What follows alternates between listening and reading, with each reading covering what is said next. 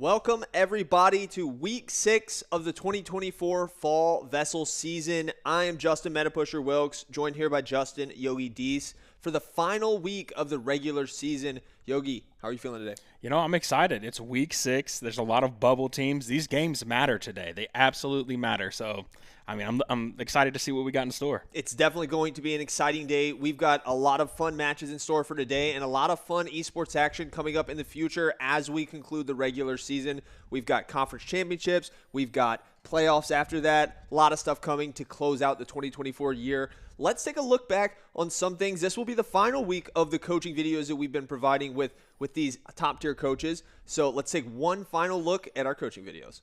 We've hired 4 pro esports coaches to train you in 4 different game titles for free. We're bringing you exclusive world-class advice from the best players in the world. Learn from pro Overwatch player Jake, known for his versatility across multiple heroes and consistent top-tier performance. Or refine your Smash Bros. Knowledge with The Buzz, renowned for his consistent tournament success and high-profile victories. Cover strategy with 11-time Madden champion Drini, one of the youngest and most dominant competitors in the Madden esports scene. Need help locking down your aerials? Try Rising Star Chief Beef's course on competitive Rocket League. Whether you're a filthy casual or a seasoned tryhard, get 8 straight weeks of exclusive expert game knowledge crafted for you every Friday, with the first videos dropping October 11th. That's 32 total videos covering everything you need to know about your favorite games, from fundamentals to high-level strategy. You'll learn positioning and teamwork, defensive and offensive strategy, practice routines, game sense, communication, mental and emotional resilience, all the way down to analyzing meta and adapting to change.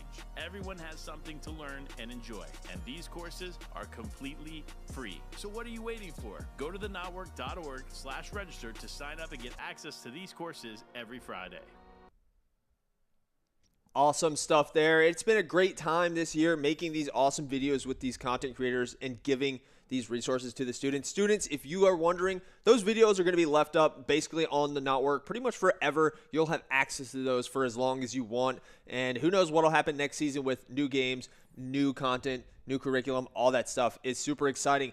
Before we get into our game, we'll briefly talk a little bit about potential rulebook changes for the format going into the conference championship and our postseason playoffs. We'll keep it real short, and we'll go in the order of the matches that we're going to go in today. So for college football, we're going to be lowering the quarter length down to 5 minutes, and there will be no accelerated clock, and all matches will be played on a neutral stadium. For Overwatch 2, we'll be bumping it up from best of 3 to a best of 5, and there's going to be a map pick process now. For Smash Brothers, we're going to be going up to best of 5, and there's going to be stage strike process, still no character bans. And then for Rocket League, same rules, we're just going up to a best of 7. So that's all the rules that you can expect to see or play in if you made it, if you're one of the teams who's going to make it at the end of the day for that postseason playoffs. But without further ado, let's get into the game. Let's see what our first, not actually in the game, let's take a look at what our first college football matchup of the day is. We're going to have Piedmont Community Charter School, their A-team, facing off against Gaston Early College's A-team. How you feel about this? Excited? You know, I'm excited. I feel like these are 2 of our, at least, playoff teams? Yes. Yeah. I think these Great teams are both already secured, so there's really nothing on the line here aside from potential higher seeding. You want to get your seeding up as high as possible, potentially avoid that dreaded TBK matchup for as long as possible. Would love to meet him in finals if you can manage to sneak up there. I mean, that's a scary one to have to go against, though. It is, and I'm definitely excited to see these teams. These are 2 of the bigger schools that we have in the Western. I know Piedmont is one of, like, in terms of pure students, one of the bigger schools that I have on my side of things. I know Gaston's up there for you as well, right? Oh, yeah, definitely. Yeah. So, awesome. Super excited to see this match. We're going to jump into game and see what we've got. All right, and we are loading in the game here for Piedmont Community Charter, the A-team. We got Gary Hewitt, and for Gaston Early College, we've got Colton Martin, a.k.a. Seaforced and G. Hewitt. Oh, wait, no, I'm actually confused. The A-team is not Gary Hewitt. The A-team is Driplord. Driplord, okay, yes. okay. So we do have Driplord facing off against Gaston Early College. We actually got to see Driplord last week.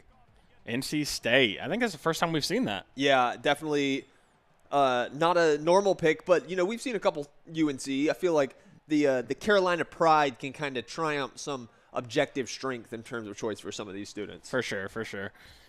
I think the even teams helps that out a little bit as well. You don't have to play like the top teams. You can still compete. Definitely. Obviously, you might want to pick the best team possible, but what you're familiar with and what you're practiced on can be more important than anything. I actually saw the UNC student, Astro Kid. He actually switched to Alabama for his final week matchup. Okay. So a little bit of a traitor to the cause there. It did, I think, end up working out for him. I just remember it was very close. I don't know the final result. But here we are. We do have 2 red teams, too. Love that. They got to keep it confusing always. Who did we have last week? Alabama and it wasn't Alabama and Alabama. No, it was Alabama, Ohio State. Yeah, that's what it was. I always get their uniforms confused, and I'll probably do it this game as well. On the bright side, though, we do have the pure, Alabama's in the all white, and UNC has that bright red top. So they're same color scheme, but very contrasting. Hopefully we won't have any issues. Colton Martin starting off his first drive pretty well, progressing up the field pretty smoothly. I'll be interested to see what this NC State offense comes out with. I feel like amongst a lot of these big teams, we've kind of started to realize what each team sort of archetype is. We see the Florida with a big QB scramble, run game. Alabama loves running the ball. Right into all those defenders. They seem to look best when they do it. State, though, not making much progress with some early run attempts. Seaforth, NC State, we've seen him play sub in for Rocket League. Yep. And I'm pretty sure when we went to the school lunch takeover, he was very good at Super Smash as well. Nice. So just a raw gamer, just a pure gamer, a variety gamer, some would say. I know that the Gaston Early College students do love Colton. Every time I have to go in there to drop a match notification, you see all the kids are like, Colty Wolty, yes, you're gonna win everything this week. We love you. So a lot of support for Colton from his classmates and from his school. 3rd and inches here. Passing up the middle. Ooh, nice. Oh. No, does not pull the pass down a lot. A big contact up the middle. Dangerous pass. 4th and inches. He needed that. Mm-hmm. We are going to see a potential go for it. We have been known to criticize the 4th down attempts, but 4th and inches, no blame there. I would actually say he's being too safe if he punted this ball. So, yeah, I agree. Boom. Yeah. QB sneak, the first official QB sneak. Yeah, We've said QB sneak a million times, and that was actually the first one there. So, love that. Yeah, TBK and Colton just shaking hands, agreeing to teach us the rules of football and all the terminology. Okay. Motioning this wide receiver over, handing it off. Oh, no, they read that. A couple yards. Not too bad. 3. I guess that's the benefit of the run game, man, is even when, number 11 reads that play, literally contacts him before the line of scrimmage, but still able to just keep that forward progress going. Yards after contact are big. Mm-hmm. That's what you need out of your running back. That's why you get him in the weight room every day. Dropping back, going. No, not deep, to the left. Looked wide open. Oh, but juked right into the defender. 1 yard. Yeah, another very small gain. 4 yards on his first 2 attempts is a little shy of what you want here, but 3rd and 6 is definitely a reasonable position to fight through. We are on board here. Play. Yeah, we're on board here with Colton, so we're going to be able to see his choices as he looks through these play options. I'm curious if he'll punt if this is an incompletion. You got to imagine that week 6, this is when you would see the smart play being played if it ever was going to. Up the middle. Oh, and inches again. Just short. Will we go for another QB sneak? This will be. I think this will be an interesting point because obviously we're both a little not educated about football. Is QB sneak a counterable play? Seems like it must because he's going for something different this time. Yeah. If it was uncounterable, you would just send it again. So this one looks a tad bit further than the last one, but I mean, true. You do. Step. I can see a tiny little bit of green in between those. Taking the pass, lot of time. Lots of time. Oh, broke turnover. up again in the backfield. Not the backfield. By the quarterbacks in the pass. So Colton going to turn the ball over to Drip Lord on his downs. Solid drive. The passes, though, just contested very well up the middle by the Alabama defense. Let's see what they can do on offense Stadium now. Going crazy even after a turnover. We don't get big teams like Alabama coming up to Raleigh to play very often, so you know that all the fans came out in force for this matchup. 2 seconds left. I'm curious if the crowd was making it so he couldn't hike the ball. Oh, nice. Caught and run. Big play there from Dripplord. He actually looked a little shaky in the pocket there with his first little scramble move. It didn't look perfectly clean. Could be that stadium pulse that you mentioned. Does have plenty of time on this one. No way he's going to let it get as close to the... Uh-oh. Oh, interception! And he hurdles the quarterback on the ground. Number 99. The big boy. He's going to take it all the way back for a pick six. Let's go. DJ Jackson, wow. What an amazing start, man. I think that's the first time we've seen that. Let's go. Everybody you got to put up the dogs just like the cheerleaders. Woo, woo, woo, woo, woo. It's the Wolfpack. Good catch. That was amazing. And the athletic hurdle from the offensive or from the defensive lineman. Wow, what a play. And the extra point is good. It's going to be NC State, Gaston Early College, Colton Martin taking the lead, the early lead. Going to get to kick it off back to Dripplord. See what. Oh, a little off to the right. Look at that placement. What a beautiful kick. Actually, maybe you wanted a tiny bit deeper, but it still looked really good. Honestly, gets it back to the 19, though. Yeah. We've seen people return it a lot worse than that. So usually they're about the 10 12, to 15. 16, yeah, somewhere around there. A lot of discipline shown early from Colton Martin, not just on offense and defense, but I'll just comment. Special teams looks good, too. We saw the extra point was that low charge, pretty hard to block shot, and then kickoff. Oh, 2 seconds.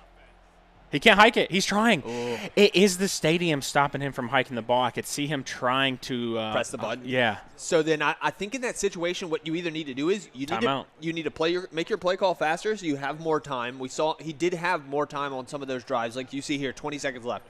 No issue there. But yeah, call a timeout. Use those timeouts. Whoa, this man's fast. He's got around one. Jukes the other. Wow. Stopped nice run. Right before the first down, but man, he had so much speed when he was going towards that sideline. That's a track runner right there for sure. Oh, interesting formation here. 8, 9 linemen running it wide to the left. Oh, one gets around, Gonna though. lose some yardage. Number 5 with a good read on that play. It looked weird to me, but it probably a little bit obvious if you know what you're seeing when you're seeing football. I guess no wide receivers or anything. You got to run the ball. Yeah, just what direction is he going to run it? Same formation here again. Run again. Wow. And he's got open space this time. One defender to beat. It's a foot race. Oh, Jukes him. no. Puts him on a poster. Oh, wow. He left that guy laying on the ground at the 20-yard line. You hate to see it. You absolutely hate to see it. Man, that was an unconventional play call and run method, but undeniably it worked. Wow, congratulations. Amazing play, Dripplord. Yeah, I feel like we haven't seen many. Those defenders got in that. They got back there. Yeah. I feel like we haven't seen many Alabama teams run the ball like this. No. Like, we want them to. Yeah. I know I've been begging for Alabama teams to run it, and I would think I was actually, if you think about it, I was doing it last week to Dripplord, so yeah. Might have learned. And I think did he lose that match last week? I think he did. Either way. I could be wrong. I can't remember. It was very close. No, it was. I do remember it. So, yeah, here we go. Taken down at the 12. We've got an even game here, just under halfway through. Actually, just over halfway through the first quarter. 7-7. See what Colton can do with this drive. Hands it off. A little bit of room to work with. Oh, no. He juked into him. Bad choice there. Not just the juke, but kept running in that direction, too. Yeah. Good defensive read. That's what we'll call it. All right. Colton audibling. Colton really likes going inches away from a first down. Yeah, he gets there. It's actually great. I mean, that's ideal. Oh, no. Oh, okay. Scary. Little high on that pass. Quarterback. Maybe a little bit of Hail pressure Mary. right here. He's going no way he's going for a Hail Mary right Probably now. not. A lot of also it Wow, could that be was a catchable. situation of you just don't want that formation and then you get out here and you're going to audible. But yeah, no. Seems to be a quick run, handing it off. Gets the first down. Nice play. That's going to move the chains forward, keep the drive going. Love that.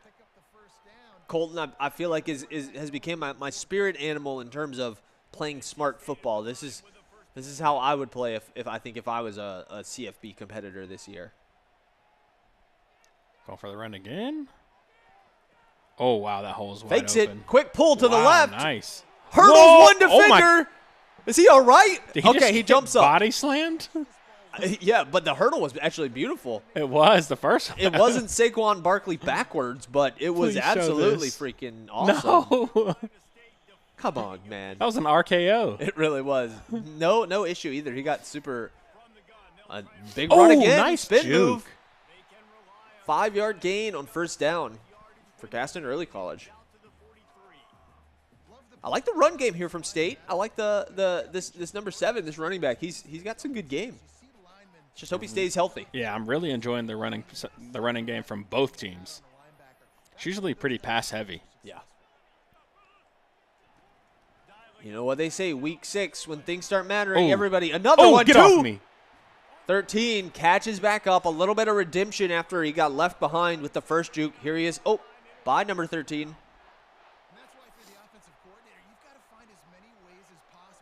Way to stick with that play.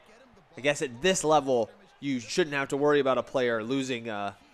Number 7. Oh, a little early on the juke. Colton had a big hole to work with right there. Just pulled the trigger a little too early on that spin move. Second and third, though. I gotta learn all the moves for the jukes. There's a spin move. There's a sidestep. Probably a stiff arm. There's a stiff arm. And clearly there's a hurdle of some kind. Quick pull to the left. Caught. The sidestep after the he first is down. kind of juking a little early. Yeah. But it is a delicate balance, and can't fault him. He got the first down. 33 seconds left in the first quarter. Clock continuing to tick down. We're on the 28-yard line right now. Oh, absolutely no. leveled in the backfield. Second and 17. Strumming a guitar on him, man. Yeah, that was crazy. All right. Clock running down here. Will Colton look to get one more play off during this quarter? Looks like it. Yes, second and 17. I'm expecting something aggressive here, not just a run. No, we hand it off. Back to the line of scrimmage. No gain, no loss. 3rd and 17 here as we end the first quarter. Can only assume this will be a pass play. Yeah, I'm not really sure why he ran that last one. Unless I don't know. He has some confidence in his running In back. the run game, I guess that's true. You don't need to only think of the run game as a conservative play option. Definitely, okay, got some options here. So this short route from X that is kind of intended as the receiver, I don't know if that's going to be enough with the speed he needs. He goes deep. Oh, blocked right. down. Number 3, that's deep safety.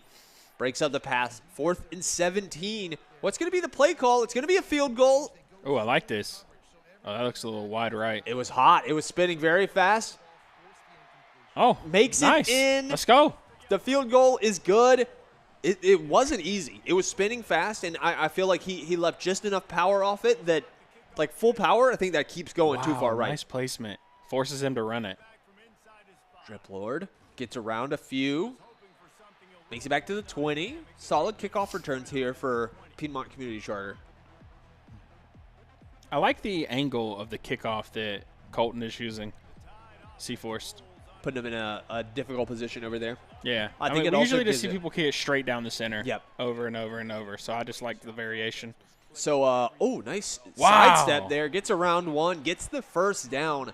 So I actually do know a little bit about like punts and kickoffs and stuff, and the big benefit to doing that as opposed to kicking it towards the corner as opposed to straight is that you can get more distance on your kick, which obviously it doesn't matter because they're catching the ball at the same distance, yard line the same, but you can get more height, and the ball can actually stay in the air a little bit longer when you go to the corner, which gives your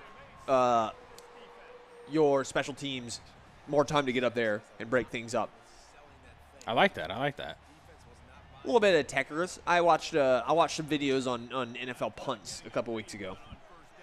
Don't know why it got recommended to me, but you know. we call it market research. Tech unlocked. That's right. Pass is caught, still significantly behind our original line of scrimmage, though. 3rd and 11 here for Piedmont Community Charter Stadium. Absolutely pulsing right now. Dropping back. Wow. Quick pass. Intercept. Caught. Oh, no. Smart? No. 3rd down. So actually not smart. If you have the interception, you take it there on 3rd down. Still a great defensive play. Very athletic, getting up there, not even knowing where the ball is. Jump and swat. 4th and 11 here. Piedmont, Drip Lord, he needs this completion. A little bit of pressure here on the Alabama quarterback as well. He's ice cold right now. Ran into the defender. Breaks the tackle. Wow, that's a first down. And some extra. Unforced error. Ooh, very much an unforced error there. Ooh, wow. But also just an athletic move from that quarterback, man. Great play. Very clutch. Way to get your player, get your team back into it. No snowflakes on that, man. Interception. Oh. It's named I think that's the same guy we just saw a couple plays ago break that play up. Colton is definitely aware that Drip Lord wants that deep left pass. That's kind of what he's looking for to be his way into the end zone. Ooh, both teams shifting around. Nice little clump of 3 receivers on the left right here. You got to think he's going that way. No, middle. Intercepted again. NC State. One defender. It's the quarterback. No, he's super athletic. Another interception going the way of Gaston Early College. It's going to shut down another Piedmont drive. Very, very unfortunate there. Solid play from the quarterback, though, disrupting that, kind of denying the potential pick 6. Here we go. Another quick pass. Looks like a staple for Colton.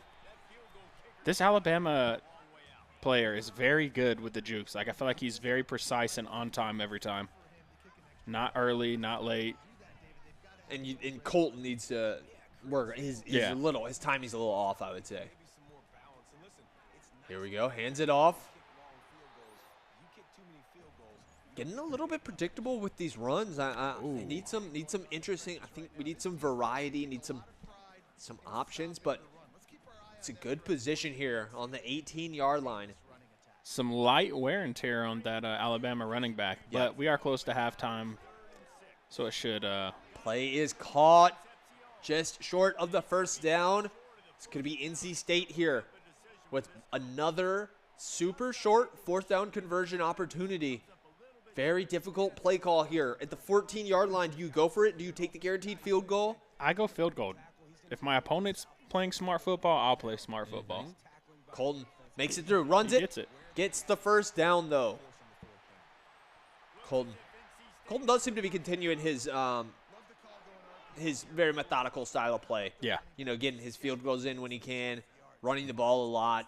It's good slow progress. I feel like it's really the interceptions on Drip Lord's side of things that are kind of burning him. Quick pass to the left. One man to beat. Hurdles him. Makes it in for the touchdown. Wow. NC State. Gaston Early College. Is that that's the second highlight of the game. I don't remember which team did the first one, but that one was amazing. Concepcion. I feel it's a very close game, but the scoreboard does make it look a little different. I mean, I feel like Alabama's offense is doing better than NC State's, but obviously the score says otherwise. So I think that Alabama, that Drip Lord, flag on the extra point. Let's see what we're working with here. It's on Alabama. They're going to deny it or accept it on the kickoff and take their point 17-7. So I think Drip Lord and this Piedmont team, they're not having any issues moving the ball way out to the left side. A little bit of a mistake right there. That's going to be very good positioning for Piedmont on this drive. They're not having much issue moving the ball up the field, but the turnovers are really hurting them. I mean, you've got a pick 6 to that offensive lineman to NC State's credit, and then that other interception just set them up there for a nice quick pass caught. It's going to go all the way 74-yard touchdown for Piedmont. I mean, we talked about it. There we go. The offense is going. Yeah, I was just about to say I think Piedmont's running game is spectacular and the throwing game was lacking. Glad I didn't say that right before he just threw a touchdown. you mentally you pre-cursed him. Yeah.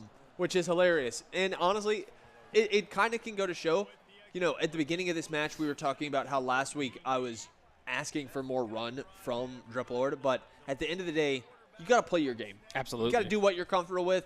I respect coming into this game and thinking I'm gonna run the ball, I'm gonna play smart, I'm gonna make these calls. But hey, do what you do best. Have fun while you do it. Got a solid game on our hands right here, 14-7. NC State receives it, brings it back to about the 18-yard line. Let's see what Colton can do. His last couple scoring drives have started off with just a major gift from the other team. This is going to be one he's going to have to earn his own regard. Sending his running back over. Quick pass to him. Wow. Gets around one, sidestep. First down. Wow, he actually got the first down. That's insane.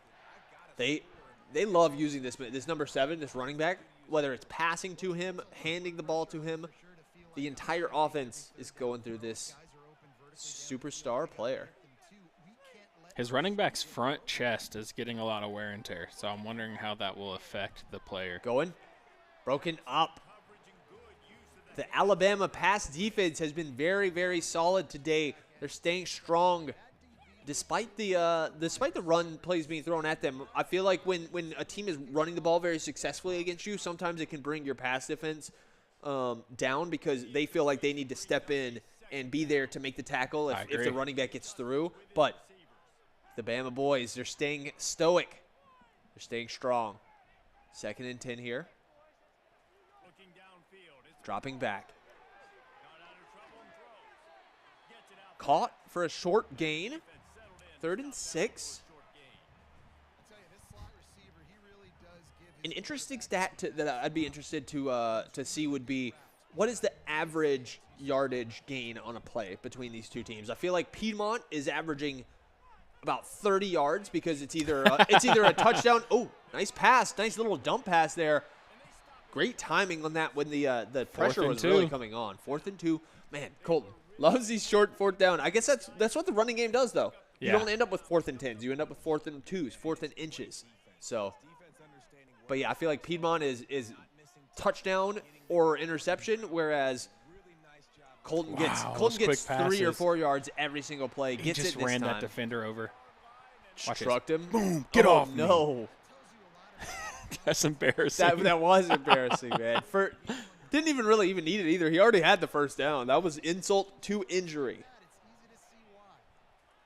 1st and 10 on the 42-yard line. Quick pass, caught, sidestep. Nice. Another first down for Colton Martin.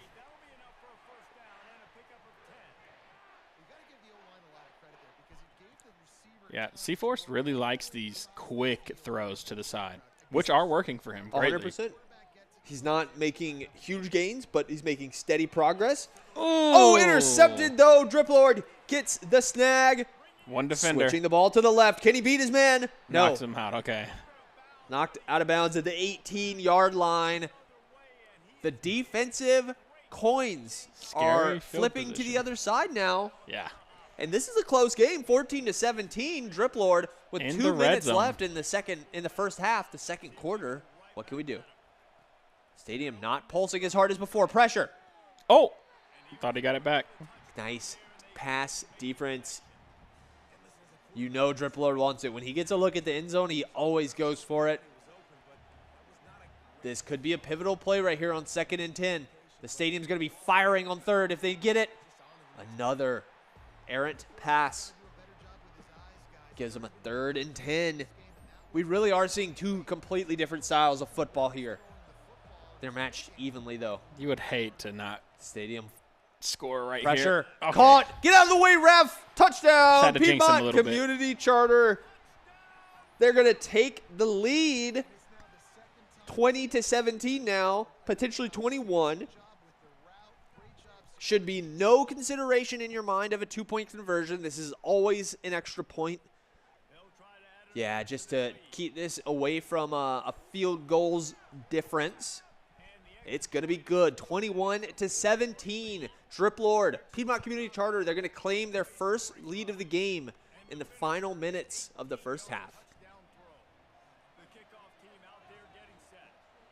We're going to see the kickoff here.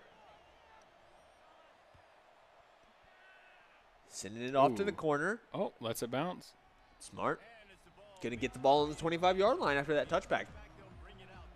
We've been wanting to see people do that, man. Yeah. No point in catching it right there. I guess you are taking a small risk. I don't know if it actually, like, obviously in real life, the football could bounce. Yeah. Could get a bad bounce. In a crazy way. But I would imagine that in the game, it's probably pretty reliable. Juke. No gain on that quick pass attempt. But no loss either. 2 minutes and 1 second. Okay, we're going to get the 2-minute warning. Both teams still have 3 timeouts. So do expect to see Colton take his time, make some play calls, and burn some time. That's one of the big benefits of this short, quick jab style of play is that you can burn a lot of time off the clock. The run is going to gain 2 yards. A little bit of audio error, but I'm pretty sure it'll fix itself very quickly. 3rd and 8 here. How you, Yogi?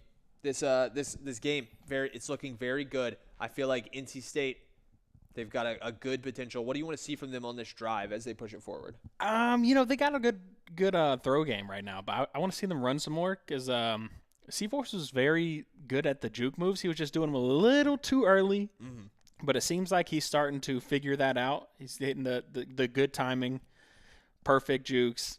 I'd like to see him move down the field running more. Yeah. Okay, so maybe we are going to bring it back to us, and we're going to take a quick look at that. Thought it was going to be a quick little error to fix, but I do agree. A little bit of time there for Colton to get his feet underneath him, get his timing right on those jukes will really pay off in dividends. I think that both teams are starting to ease up. We see Drip Lord starting to go back to his style, that heavy pass gameplay. I think we actually have it fixed, so we're going to throw right back into the game. Perfect. There we go, and right back into the kickoff. Awesome. Oh, okay, so we did miss out on a NC State touchdown. Yes. Okay. So, sorry about that, but we are back. Perfect. Plenty of time, too. We only really missed about 30 seconds, so it must have been a very quick touchdown. He was able to drive down the field, and it worked out for him. 100%. So, a 3-point lead. Fair bit of time to work with on this drive. A deep pass. Oh, no. Intercepted again. Perfect timing on that pick for Colton. Oh, almost knocks the ref over. Yeah, you got to be careful. Don't want to get him on your bad side. They've got the ball at the 50-yard line now. 75 seconds left in the half. Another goal could be a tragedy here for Piedmont. Is he going deep? Did he audible away from it? He's going deep. Big throw, one-on-one. One-on-one. Broken up again. I feel like we're seeing that exact same pass attempt and defense from the cornerbacks 4 or 5 times now. So both players attempting to dip their hands in the cookie jar and get that figured out. I guess, first play is not horrible to go for a Hail Mary. Something big play, trying to make something happen. You still got 3 more downs to work with if you need it, and he will need it. Let's see. 2nd and 10. I would guess I guess he's going for another pass play, but I would have liked to see a run out of him right here. I think we will see. It's Colton. It's either going to be a run or a short pass. Definitely after he went deep right there, there's no way that he will go back. There we go. We got to get back into the party here with Colton. But yeah, he's a big fan of those slant passes. He really is. Okay. Wow, lots of wear and tear. He's getting that to the high back. Damage. No, that's actually is that a middle linebacker? Oh, it is. That's scary though. We bad tackling, -17 on tackles, so he's not going to be able to pick up those plays when he needs to. Up the middle, and that's the Alabama running. That's the Alabama middle linebacker. So that might be kind of that pressure of that run game. Punting is some wear and tear onto. Wow, a punt. What universe am I in? Hey, I feel like I'm not watching real high schoolers. I'm watching like variant high schoolers. C-Force is playing a smart game. Yep. Going for the field goals when he needs to, punting on 4th downs. Very smart, too, in the final seconds of the half. You don't want to commit a big sin and turn the ball over on downs, give them a potential scoring opportunity, and then lose the lead going into the half. These are the type of decisions you're going to need to make to compete with somebody like TBK. Absolutely. Quick pass is going to be caught, but he's going to be brought down behind the line of scrimmage for a 3-yard loss. 2nd and 13 here. 20 seconds remaining. Clock ticking down. Driplord electing not to use any of his 3 timeouts. But we're getting a great look at the replay, the highlight here. Was a solid. Couldn't get that when we see the beautiful hurdles or something. Yeah, I wanted to see that body slam. We got a no huddle skip through those, but we'll watch that one every time. One thing we need to figure out is those dots at the top of the defense. You see those 4 blue dots that pop up sometimes? Their 3 coverage? blue dots? Yes, I know what you're talking about. I don't know the difference between them. Yeah. I'm not sure either. We'll talk with someone. If you're watching the broadcast and you know what those are, drop a message in the Discord to either Justin Wilkes or Justin Yogi Dees. Let us know. A little late in the season to be learning about it. They're probably going to get us with some sarcastic comment about how we told them to be watching the curriculum.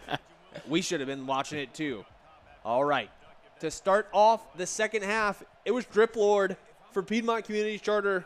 He's got the first look at this drive. Fakes the run. Leaving the pocket. Scrambling. Wow. Choosing not to hand it to number 5. Wow. Speed Demon. Press X. Spam X. Gets pulled out of bounds. First down. Big run there. Watch him run right by his guy. He's just waiting. The guy's like, hey, what do you want me? Come on, bro. Maybe go out for a block. Yeah, man. that guy definitely should have. But all right, 1st and 10. He's gonna do it again. Got to beat this defender though. He's pretty Gets slow, around him. Sidestep. Doesn't even need it. Just kind of slowed down on him a little bit. That was smooth. Looked like he went into slow motion. 2 back-to-back huge scrambles. You'll love to see it. The duality of college football. Gets around one again. Sidestep. Pass. Oh, nice. Brought down for the first down. Catches it. Piedmont coming out hot here in the second half. They look like a new team right now. Fakes the handoff. Gonna do it again. He Another can outrun this guy. He knows he can get around that guy, yeah, for sure. Big tackle, though. You don't want to take that kind of damage after the first down, but they're going to make it to the 20-yard line. Yeah, you look at that. Alabama has a nice passing game and running game. NC State's really only able to get it down the field passing. Mm-hmm. Which is funny because it feels like Colton's been making progress on the run game, but I guess it's just small gains, and then, when you do get sacked, they count that as negative rushing yards, and so like a -7, that takes off about 4 of his short little run attempts. So definitely does show that this Piedmont team has been more productive in terms of total yardage. Here we go. Dropping back, scrambling again. I think he's going to take the pass. No, chooses not to. Brought down. One. Yeah, gets one. Scary though. I guess we're in the second half. If this was first half and you were taking this kind of a beating on your quarterback, might be a little bit more concerned. But it's the end of the regular season. He can get injured. We don't care. Just kidding. We need them for the postseason. Both of these players are going to be playing in the conference championship this weekend. Here we go. Stadium going crazy, looking for a stop. Oh, no. Defense levels him in the backfield for a 10-yard loss. 3rd and 19 here. Driplord's back against the wall. Down 3. One shot here, and then he'll have to make a difficult decision about punting or going for it. Here comes the pressure. It's a short pass. Actually, a nice little play call. Does not make it. 4th and inches. Okay. Ooh. Call me crazy. I thought he was about to fall or something. Call me crazy. This feels like the moment when Driplord doesn't run it. This feels like a pass for the end zone. Too high? Calls it. My. It's a touchdown. Piedmont takes the lead. Justin Wilkes takes the moral victory of the perfect read of the situation there. I've watched him enough. I know what he's going to do. Close to a block there. And the extra point is good. 28-24. Back and forth game. I think that's maybe the 5th or 6th lead change that we've had. Yeah. It's coming down to the wire. Just about every possession. 2 evenly matched opponents here duking it out in week 6. Love to see it. Potential camaraderie amongst opponents being born here. They might see each other in the playoffs, but feel like whenever you end a fun match with a worthy opponent, you end up rooting for them on the other side of the bracket a little bit. Stops him on the 16. Does not make it to that 25-yard line. Yeah, but they're progressing up, and these drives have really had no issue. Yeah, I'm curious if Colton goes back to his old faithful, the little quick slant passes, or maybe he tries to develop a run game here late in the game. Yeah. No, he's definitely attempting to develop that run game. The question is it going to get him any major gains? Well, he's been pretty good at getting those like 2-3 yards so that he ends on like a 4th and 1, 4th and inches, so that it's easier to convert. I would call it effective. Yeah. It's not mind blowing. It's not something I'm gonna shout from the rooftops about, but it is slow and steady. This is very tortoise versus hare. Yeah. You know, you've got Driplord bouncing around the field, scoring in very crazy ways and taking big risks, and you have Colton just trudging forward, making progress. Let's see, we're looking a little bit here at our depth chart. Colton's making some changes. This is to his where are we at? Halfback. That's interesting because that running back was his major player, number 7 right there. Let's see who we've got in the backfield this time. Still number 7. Interesting. Maybe after this play it switches out, since there's no timeout or something. Definitely some concern here for Colton in the early bits of the first half. Going to the left, pulled down, Ooh. Knocked out of bounds after the first down. Got knocked into the bleachers. You're a spectator now, son. That guy almost got in the way with the sign, too. You got to know your place there, Mr. Sign Man. All right, we're on the 42-yard line. It's like another run play. I like seeing this, honestly. Boom, found it. Nice move. Wow. Sidestep. Oh. Good run. Mm-hmm. Hollywood Smothers. That's that guy's name. I like that. I like that. There is no way that's a real name. Hollywood Smothers, if you're in Raleigh, that's crazy. Hollywood Smothers. All righty, Colton taking his chances with the pass now. It's a quick one. Wow. Gets around one. Still makes the first down. Yeah. Okay. Almost juked himself out of a first down.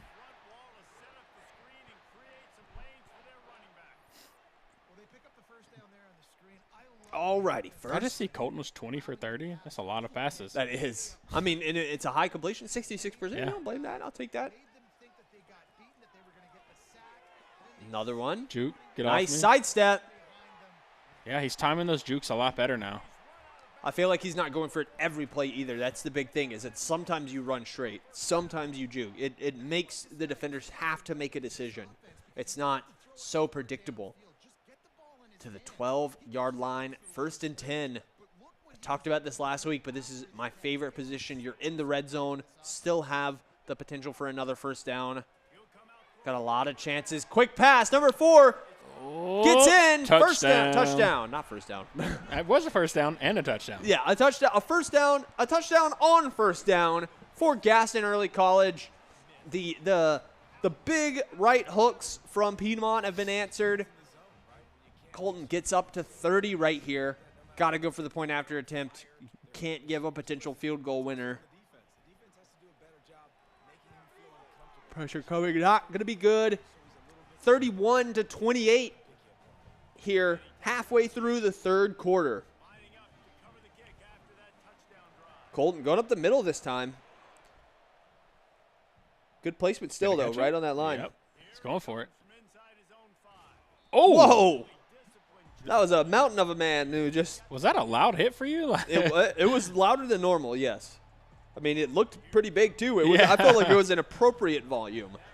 I did not want to take any kind of a hit like that. The only thing that can hit me that hard is a vehicle. Quick pass.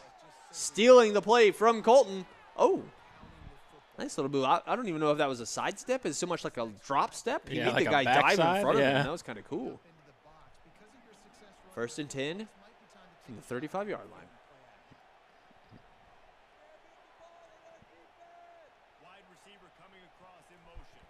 Crowd going crazy. Uh-oh. Ooh, yeah. Had to get Another rid of quick that. pass. No juke attempted. No juke made. 5-yard loss. That's tough. That is so tough.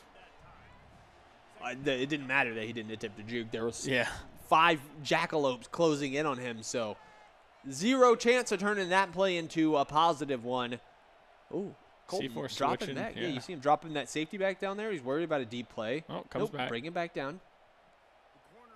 Oh, A lot play of called shifting. as they're shifting. Defense in good position, though. Number 12 Can't get rid of it. can't get by him that time.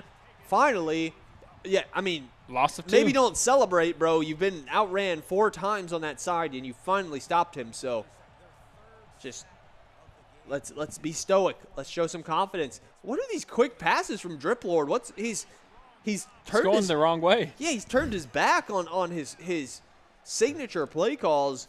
Seems to be a little bit too influenced by the play of his opponent right now. 4th and 22, and we're going for it? Okay, we are truly in pure chaos mode here.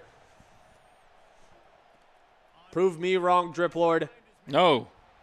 And he doesn't. That's going to be a turnover on downs. It's going to be Gaston Early College, assuming their drive, picking the ball up at the 23-yard line. I feel like Drip Lord got too comfortable being able to leave the pocket and scramble, and Seaforest has adjusted to that. He is watching for that scramble, and he is shutting it down. How did he make the extra progress there? That did not look like it was going to be a good pass play. Somehow gets 7 yards out of it. I do agree, though. I mean, I didn't even really hate the scramble. I just did not like the little dump passes to someone just standing there. What we saw before was either a scramble and a run or a scramble and a deep pass, and those were looking so good. So to go to something like that 3 times so quickly with so little success, a little bit of question. Colton, he's got some time to work with, though. 2nd and 3 gives you 1 free play, maybe 2 if you want it. Wide open. Ooh, juke. Gets the first down, though. Gets pulled down.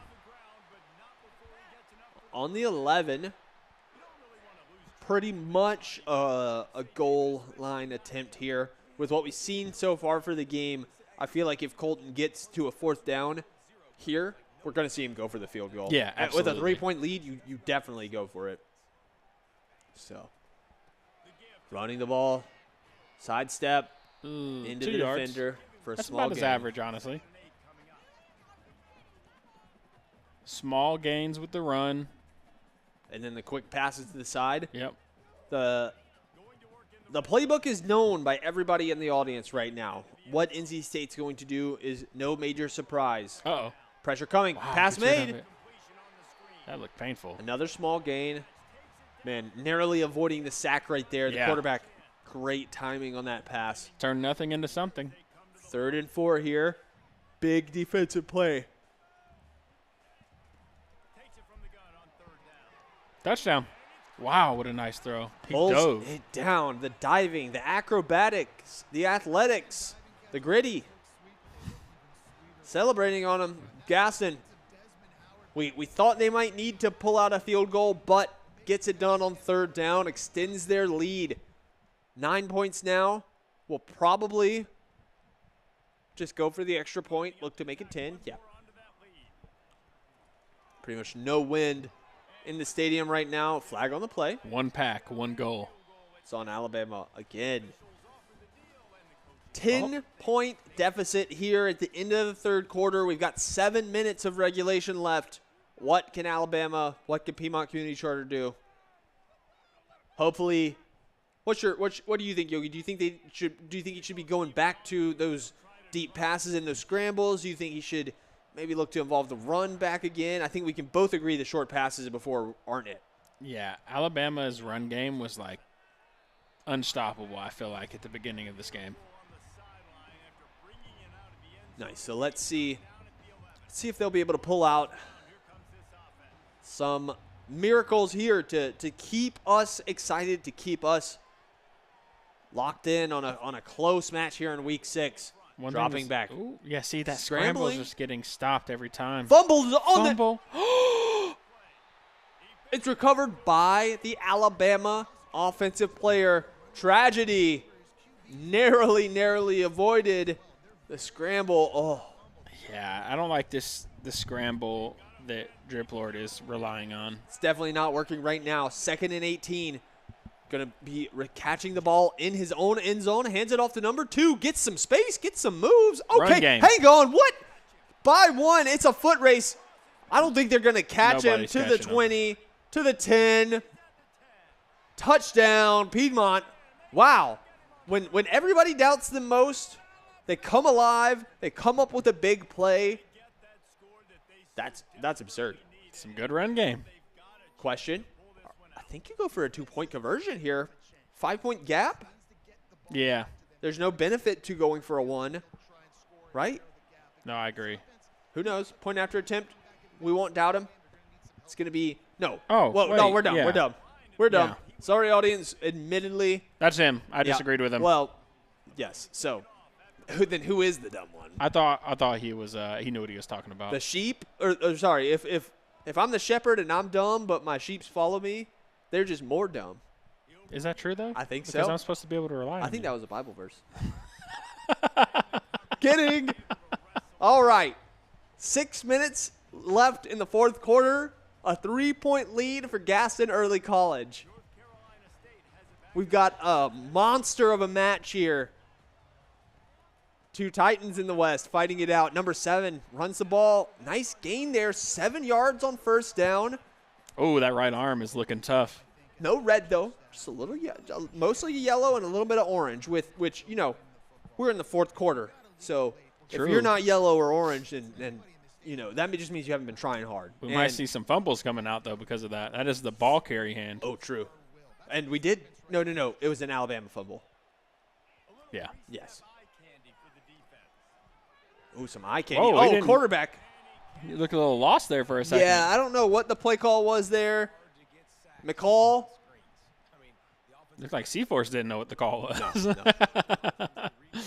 Little bit of flustered play call here from Gaston. Quick pass. Gets the first down and some change.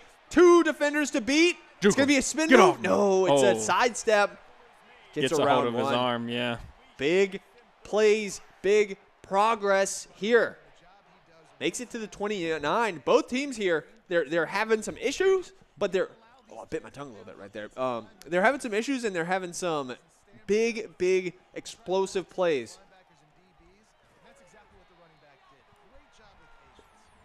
2-yard gain there on that run attempt.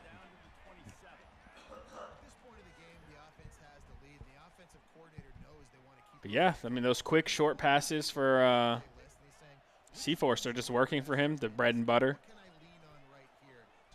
Ooh, get rid of it. Wow. Brought down, nice pass. Potentially the biggest pass gain from Gaston Early College of the day.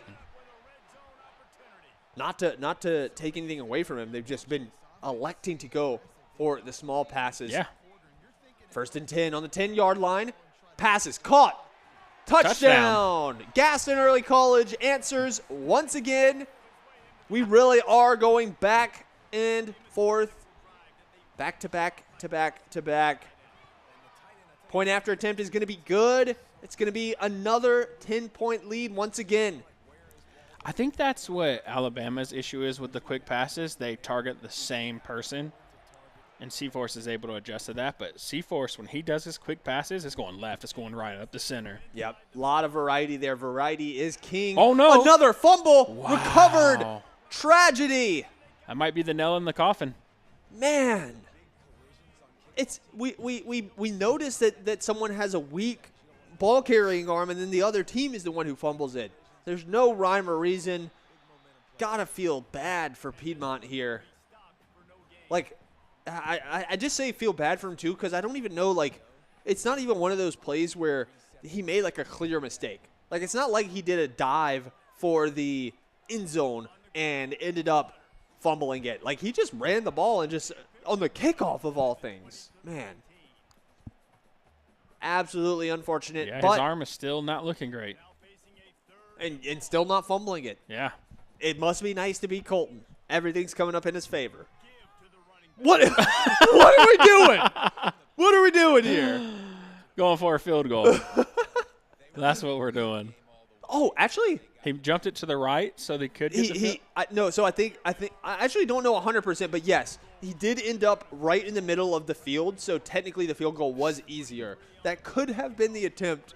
I don't know if that's the normal way to go about doing it because I've never seen anybody just do that. But I hope that was intentional. Yes, but the field goal is good for Colton. It's going to be a 13-point lead here.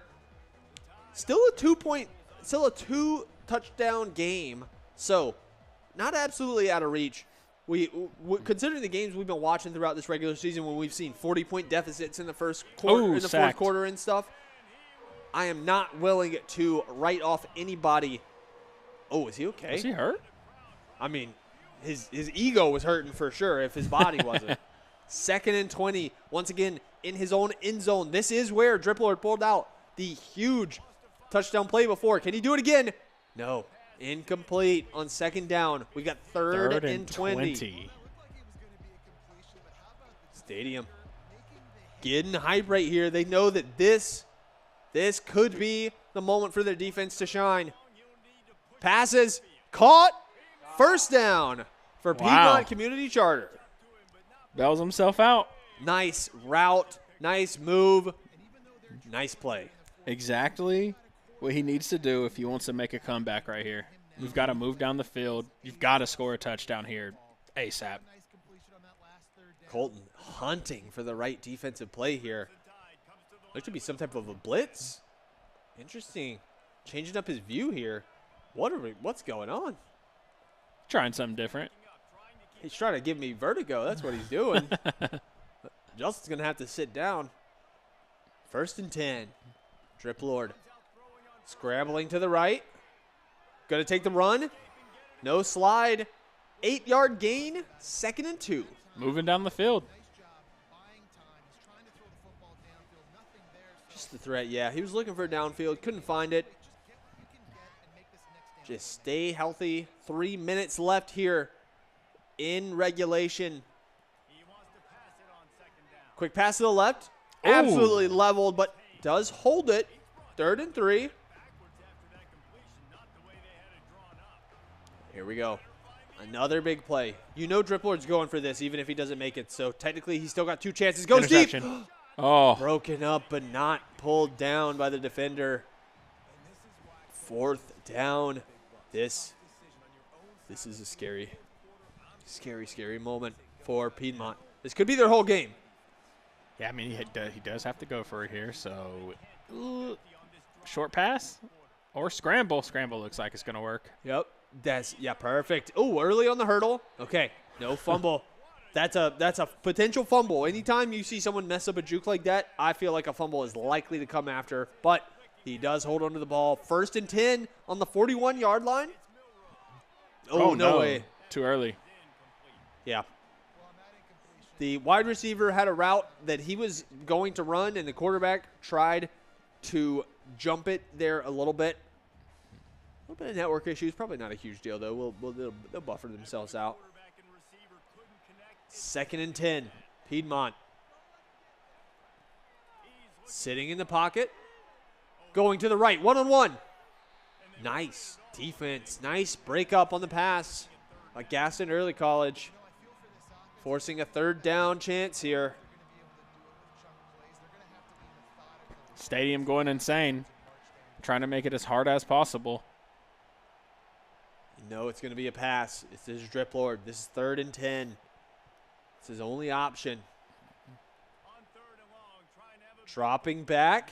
Going deep. Not just for the 1st down. It wants it all. Oh. He's not going to get it. 4th down. He made it last time. Converted and kept the drive alive. This time, will they be able to make it once again from the 41-yard line? We're getting close to the 2-minute warning. The defense on those like one-on-one throws right there have won like every oh, time. Yeah. They've been Both iron sides. tight today. Two teams with skilled cornerbacks and not so skilled wide receivers. The run is good. Motioning. Juke. Looking to get. Oh, no. Don't need it. Oh, he signaled for a block. Wasn't able to get it, but a huge, huge run game. Wow. I definitely was not expecting that from Drip Lord. Neither was Colton. Must have been White. Caught him off guard. 1st and 10 from the 13. Running off to the right. To the right. He's got a man to beat. Oh, no. Fumbles it in the end zone. Oh, no. It's recovered by NC State. No. That is so tough. What even happened? I think he tried to dive. Let me see it. That's not even that play. That's the play before that. God, how, man? And they recovered it in the end zone, so they get it back on the 20. Yeah. Man, well played to Colton. That was an absolute tragic moment, and potentially that right arm is severe. Yeah, for NC State though. That is insane. He's got to run to his left only if he's going to keep running with this guy. The thing is, even when you run to the left, he's holding it with his right sometimes. So yeah, but at least you're not getting hit. Yeah, fair. Wait, no, if you're running to the left, you would be more likely to get hit. He's got to go right so that when he gets hit, it's on his left. And the ball hand is on the outside there away from the hit. To be fair, though, if we're at this point, 13-point gap, a minute 20 left, you're not thinking it. I'm not thinking that. I'm thinking run the ball. I'm thinking keep the clock going down. Yeah. Drip Lord doesn't seem to be willing to use timeouts to stop the clock and do something. I mean, obviously a 13-point gap is a lot to overcome at this point, but oh, wow. He found the hole there. Gets through everybody. Nobody in front of him. That is going to be the real nail in the coffin. Oh, not the stop. Slows down for a little bit of good-hearted BM. Hollywood Smothers. Colton Martin. Gaston, early college. They're getting the dub. Great plays from them today, man. A lot of diving there. 3 defenders on the ground on their bellies. Number 2 didn't have it in him to get caught there. Love that cinematic view of that. Yeah, that was actually pretty cool. Final drive. Colton going for the 2-point conversion here. Technically, this match not going to make it. Technically, this match, while we said both of these teams are in the playoffs already, you will see them play in the conference championship this weekend. Point differential does matter for seeding. So I understand what Colton was thinking there, and it is valid to go for it.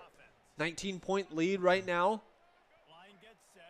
We've got just over a minute left. Drip Lord. He's been so explosive at times. I know he could pull something crazy out here. It wouldn't be enough to win in the game, but a little consolation prize the day before conference championship. Couldn't hurt. Gets around his man. Ooh. Number 7 is also playing defense. Did you see that? No. The NC State number 7 player, who is that running back, who is running it all the time, who has the weak right arm, he's also on defense. No wonder he's getting her so hurt. Next level, 97, the big boy, Noah Potter. Slams him down behind the line. 3rd and 12 here. 30 seconds left. Passed. Broken up. 4th down. What a game. It's been an awesome match here to close out the season.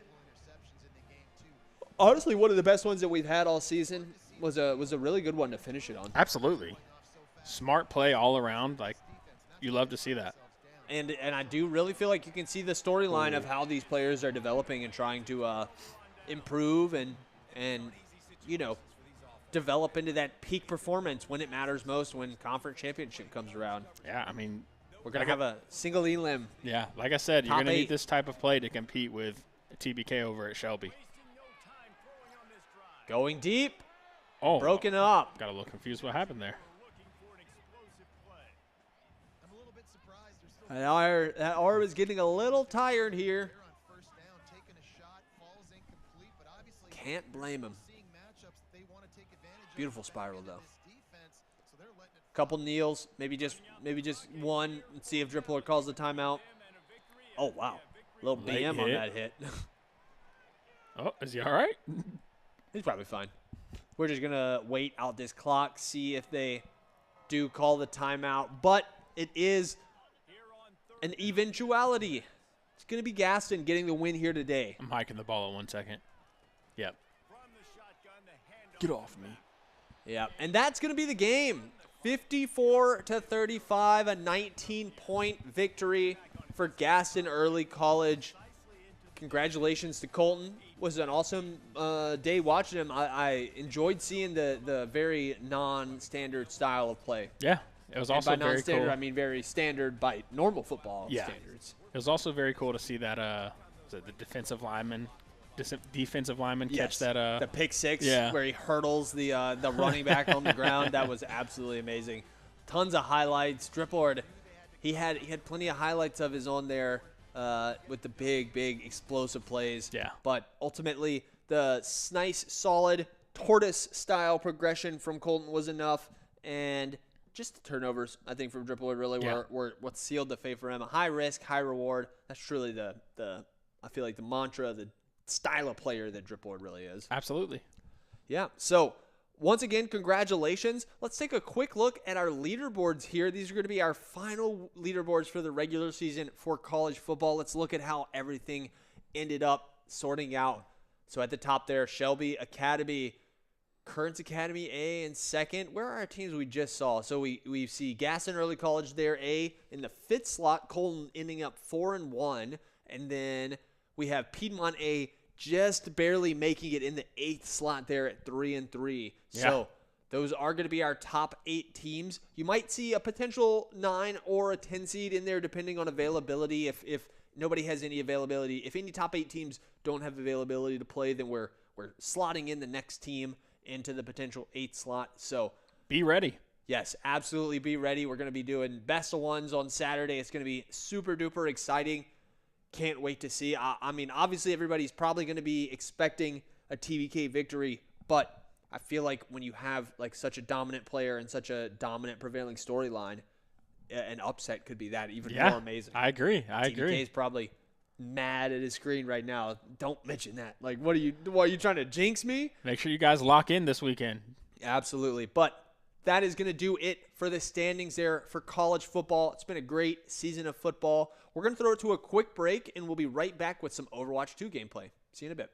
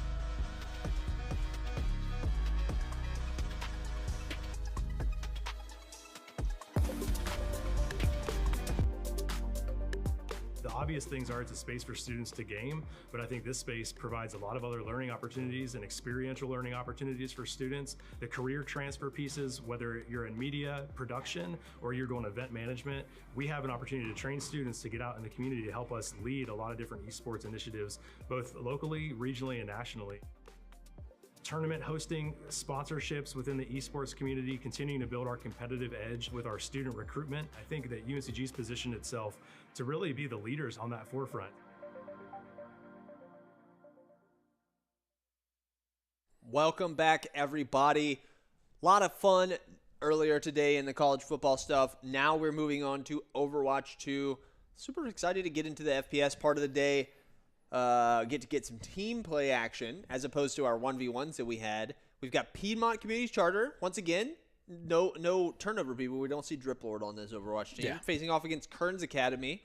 So, not sure about the standings of these teams, but probably pretty solid, right? I think Kearns might be a bubble team, so I think this may be necessary. Nice. Yeah. So, awesome. Excited to see what we have. Let's jump into game, and let's take a look. All right, and we are into game here for Piedmont versus Kearns.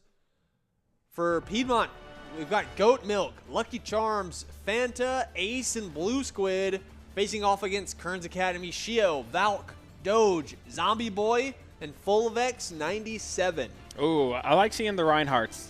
Piedmont with the Reinhardt, and then we got Arissa on Kearns for the tanks. Big tank matchups there. I love the teams chatting it up here in the chat too. Getting into it, having a little bit of fun. Zombie Boy, I've seen this guy play Echo before for Kearns. It's a big carry for them, one of their big players. So who's their other DPS? I don't know who that is. Who Fullvex is on? I don't know. It's this guy right here. I've seen him play a fair bit. He's like a drill kind of guy. He goes under the ground and pops up sometimes. Fullvex plays him a lot. I'm not sure on the name. All right, so Zombie Boy firing away a little bit here on the Echo from the side. Fullvex, told you he's underground. He's a little mole, pops up right there. I like that. It's not Groundhog Day just yet, but Kearns are firing away. Reinhardt, big shield right there. There we go. Fanta. Piedmont fighting all around the point right now. Both teams staying strong. Actually, Kearns falling low. Can they get him healed back up? Lucio trying to keep everybody up. Valk falls, Doge falls. This will be Piedmont taking control. They've got control of the point now. Ace finds a couple kills on the Juno. The other players for Kearns are going to back up and regroup. It's not a full yield, and they had 30% before they had to yield control. So yeah. Overall, once you lose your tank, though, in a fight, like, you pretty much have to try and backtrack. Oh, Zombie Boy, nice pick to open up the point there onto Lucky Charms. It's getting close to on these ultimates here. Echo's got theirs. Bastion going down. Close fight. Close on this Lucio ult. Drops the base. Only ults himself, though. That's unfortunate. Was not able to get it off for Doge. Piedmont's got a lot to hold as well. 4 ults to work with. Juno's soon to follow. Piedmont, they've got control of the point, and they're not letting go of it. I see what Shio, the Lucio, was going for. It was him and their tank Arissa Doge left, but he was not able to get that ultimate off before Doge went down. Speeding everybody up. Juno goes up. Ooh. Nice pick right there onto Shio. He falls. All the ults popping. Echo has became the Reinhardt. There's 2 Reinhardts. The ults are coming in. Bastion has his. Earthshatter. When's the Earthshatter going to come? There it is. It's all coming up Piedmont. Nice combos, man. The ults so good right there. Did you see that? Lucky Charms pulled the Bastion back to keep him alive. Really? Yeah. I did not see that. He does end up following, actually, though. Blue Squid eventually.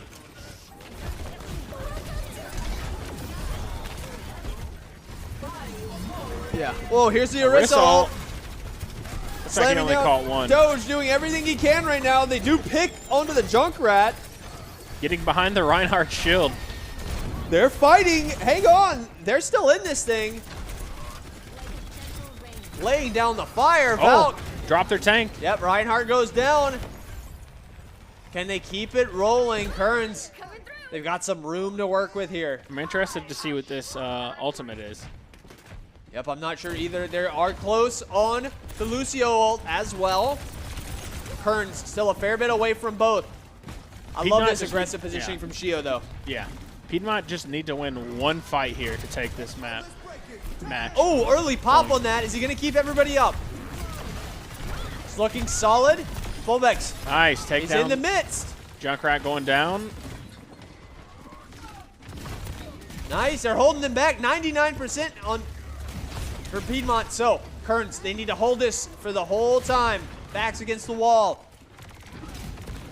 Bastion half HP right now. Pressure's coming in a lot. Fanta has the ult to work with, but he's going to get blown up right away. Again. Fanta's respawning just to get taken down. So much damage coming in. Piedmont really struggling to make it past these first chokes right here. Zombie Boy pops the ult. Ooh. Echo's in there, almost knocks him. Oh. Orisa slamming it down as well. They're fighting way off the point. 96% for Kearns. They're looking to win the game right here. Objective secured. It's going to be Kearns. I liked that. So Piedmont had already lost 2 players, Fanta and Ace, and Kearns did not give them a chance to regroup and get one more team fight. They pushed while they had the advantage of 5v3. Aggressively. Yeah. Stops them from even getting a touch and forcing overtime. It's just Love a clean capture. We haven't seen that type of play from Kearns yet, and I'm excited to see the adaptation from them throughout the season. Really impressive play there. I love the strategy. I love all of the adjustments. Speaking of adjustments, you see Fanta switching off of that Junkrat, going over to this unknown character that we saw Fulvex play, kind of matching the skill level here for the second point. All right, Ace on the Junker Queen here to start things out too. No, not Junker Queen. This is someone different. Fanta, AFK to type no, I hate clicks, okay? We're a little bit unfocused here in week 6. Got to lock in. Fighting around the point. Venture. So, okay, we got 2 Ventures here. Fanta, early pick, though, getting active on this Venture. Shio falls. Going underground. I love this Rissa point. Getting low. Yep. Fullback answers back, though. The tank falls for Piedmont. No, for Kearns, actually. That's a nice escape ability. I like that. It is really cool. Okay, Kearns switching back to the Orisa. Doge going back to the tried and true. Blue Squid holding down this point for Piedmont. They've got control. Oh, good pick right there. That's a bad stagger. Yeah. Oh, I like this. Bastion turning into turret form, hiding behind that shield. Big damage coming out. Hard to see around your Reinhardt. Does feel good with a big shield in front of you, though. Orisa pushing back in. Is he going to make it out? Wow, he's holding up strong right here. Oh. There's Fanta, though, bringing in the pressure. Don't get staggered. Just pull back. Just wait for your full team. Yep, stayed alive. Good. Well played.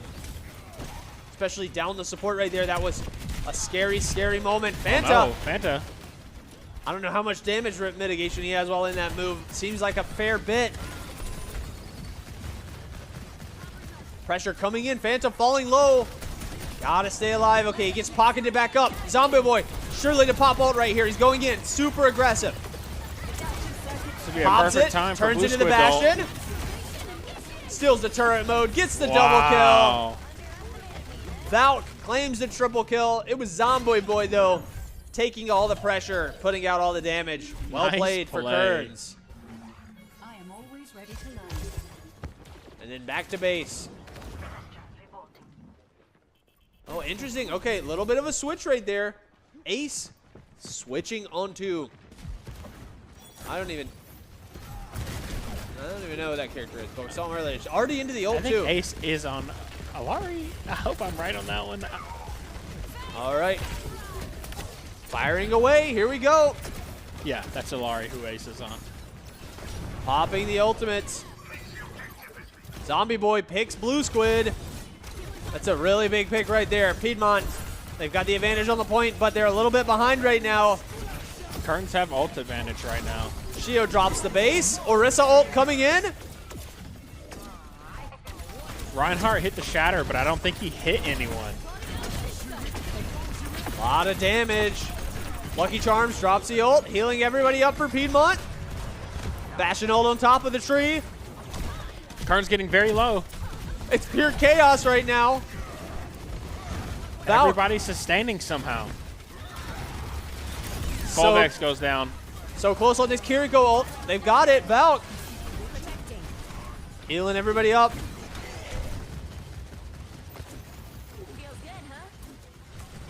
Kerns, they're backing up. They're having to slightly yield. Oh, it would be so big to keep Doja alive right here. Valk doing everything he could to keep him alive. Well played right there, keeping their tank alive.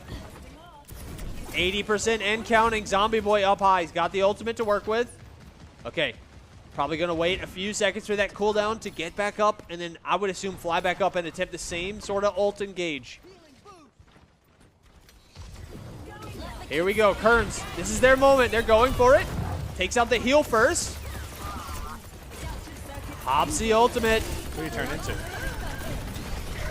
Firing away right there. Shatter. From above. Like an angel. And there's us. 99% for Piedmont. Holding off. Big overtime here. Just got to win the fight. Lots of Piedmont dropping. It is, but I don't know if they can get this echo left. from the ceiling. It's hard to tell what's going on. All right, Kerns has control of the point. It looks like there's only going to be enough time for one fight here. 80%. Whoever Kerns. wins this next fight probably wins the game. Shio dancing around. Shio does have ultimate available. This is going to be an extremely hard fight to win because of this. Pinned! Taken out without getting the ultimate off. Lucio. Reinhardt with a huge clutch play. Orisa dropping. Wow. What a moment. What a play. What a choice. Goat Milk. Clutch play. Goat Milk went insane right there. That was most likely an unlosable fight for Kerns, but the one person who makes it unlosable gets picked. That's unfortunate. Absolutely insane right there. Piedmont clutches up, gets the second point. 1-1 right now in this game. We're going to go to the deciding third point. I feel like we haven't seen many point threes. Yeah. In map 1. No, our Overwatch matches are usually one-sided. Wow. I cannot believe that just happened.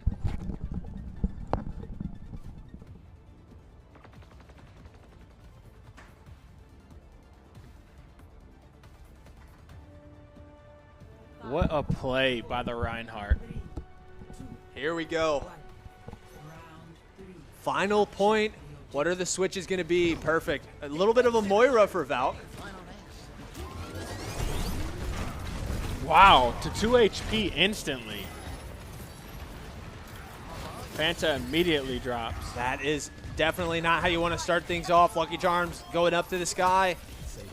Pulls Blue Squid up to it. Interesting little switch there. Put the Bastion on high. He's going to have to get right back off, though. Oh, pressure Reinhardt coming in. Goat Milk, so aggressive. Reinhardt versus Reinhardt. Oh, sorry. Yeah, that was actually the other. That was Doge. Man, I played a lot of Overwatch when it first released, and there were so many mind games around the Reinhardt versus Reinhardt. When you both have shatters, all of the mind games, it's so intense. Just a quick shield to stop the shatter or something like that. Baiting out the ult. Yep, Fanta. Oh. Firing away projectiles midair. Oh! None of these kids were alive when Quake was a game, that's for sure. I mean, TF2, True TF2, fair. Little soldier gameplay. Yep. Zombie Boy, the Echo, and the Pharah firing away at each other from up above. Amari getting aggressive here. Did he knock him off? He may have. Does knock off the Bastion. Huge play there. The All Might Reinhardt going down. So much intense play around these dangerous, dangerous map hazards. That's not the first death I've seen to the environment on this map, and it certainly won't be the last. Kearns, dominant control here. They have soon Shatter to be 60%. up as well. They've got Shatter. They've got the Echo ult, which just seems to be like a team fight win. She can just fly in and just completely get a new health bar. Not really sure how Piedmont pulls this out, but they put out that second point when they looked unwinnable as well. So yeah, we'll see. I think you need a pick on maybe Shio somehow. Ideally, before he gets that ultimate charged up, he's got 10% left on it. So it's going to have to happen soon rather than later. But Shio answers the pick on the Blue Squid. Zombie Boy going up in the air. Okay, everybody's flying in right here. Doge picks Doge Ace. getting very low. Moira spraying him down. Is he going to keep him up? Keep him alive. Just drop the Shatter if you're about to go down. Drops the ults. It's all coming up. Kearns, 95%. It's been back and forth, extremely close all map, but Zomboy goes down. Ultimately, it is going to be Kearns getting the win. Didn't need the Shatter to get it. Nice Kearns play. Academy, they're going to claim the victory in game 1. What a tight match. Yeah. Well played for Very both close. teams. Super exciting. What are we rocking with here? It's Valk with the La Seraphim Kiriko. Probably this triple kill from the second point that we saw. The support, they also frags. Yep. We love to see it. They understand it now. Well played to Kearns Academy. I do think that was, I said it when we saw the play. It was definitely Zombie Boy coming through and dealing all the damage. It just happened to be that the kills went the way of Valk. But overall, play was looking super duper good. I was in the wrong chat. That's funny. The play's looking super duper good. Love that match going to 3. Yeah, I mean, like I said, I don't think we've seen one of those yet, so it's always exciting, entertaining, great back and forth fights. Both teams taking control at different points in time. Yeah. Very, very excited. I'm excited to see what the second map of this match will hold. We're getting into it a little bit here. How you say that? Esperanza? Esperanza, I think. That sounded right. I believe you. If you say, even if you don't know what you're talking about, just say it confidently. See if we have any switch ups. Like Doge is hovering on the Ramatra right now. Ace was hovering on that as well. Let's see if it's 6 once they get their real selections in. We're on the push here, so there's going to be a little robot in the middle. They're going to all run out of their bases. Whoever can get that to the enemy base first, or who makes it the furthest, will be victorious here. Little fly through, checking out this beautiful map. Lovely scenery. Not familiar what part of the world this map is in. Obviously, it's Spanish speaking, whether that's South America or Europe. Could be a wide range. I love this beginning music. Valk says they're playing Neon right now. Ramatra we can for see, Ace. though, that they are playing Kiriko. Orisa for Doge. Blue Squid switches to Soldier 76 off of the Bastion. Probably to try and deal with the Zomboy. Oh, for Piedmont, we see a role switch here. Before, Goat Milk was playing the Reinhardt for their last map. Now they've got Ace as their tank player, and Goat Milk is going to be playing the Kiriko. I feel like Goat Milk was doing pretty well on the tank. But maybe he's a Reinhardt only? Could be. Interesting. So here's the rollout. Shio trying to speed everybody up. Very important that you get your tank with you. Enemy target located.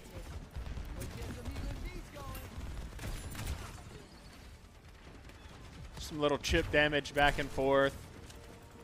Nobody fully committing yet. The robot unlocks now. So jockeying for position before that. Kearns gets first control, but first control means almost nothing here. It's all about who can win the first fight. Blue Squid getting some solid damage out. Fanta worried about something that's happening on the left over here. There we go. Now we need to start pumping out our damage. Hopefully it's not too late. Blue Squid falls to the combination of Full Vex and Shio. It's going to be a Damage big going in. disadvantage. Oh, lands that. Come on, get in there. Ah, wrong direction on that. Full Vex on this Amari, making things happen for Kearns Academy. Looks like Phantom may go down. Yep, there it goes. To Shio, the support. Shio is a fragger, though, on this Lucio. He's not afraid to get into the action. Careful Zombie going into boy. melee range against the Ramatra. And it works. They're going to get it, though. We have taken the lead. Shio and Zombie Boy are a great duo. Both throwing down damage while Shio keeps the heals up. Yep. And Fullvex in there, too, man. Kearns has no shortage of damage when their supports are putting it out like this as well. Zombie Boy, nice little tech there, getting into the window. Woo! Shio fell low, but Valk. I don't him know right if back up. Kearns had a player switch, but I feel like they always had a Sojourn that got picked pretty early. And I feel like they, adapted to not using that Sojourn, and it's working out great for them. Absolutely. The play is looking really solid right here. 1-for-1 trade so far, but Kearns lost their tank, so they're going to have to concede some space or make something very impressive happen. Ooh, Zombie Boy, the pick on onto the Bastion could be what they need.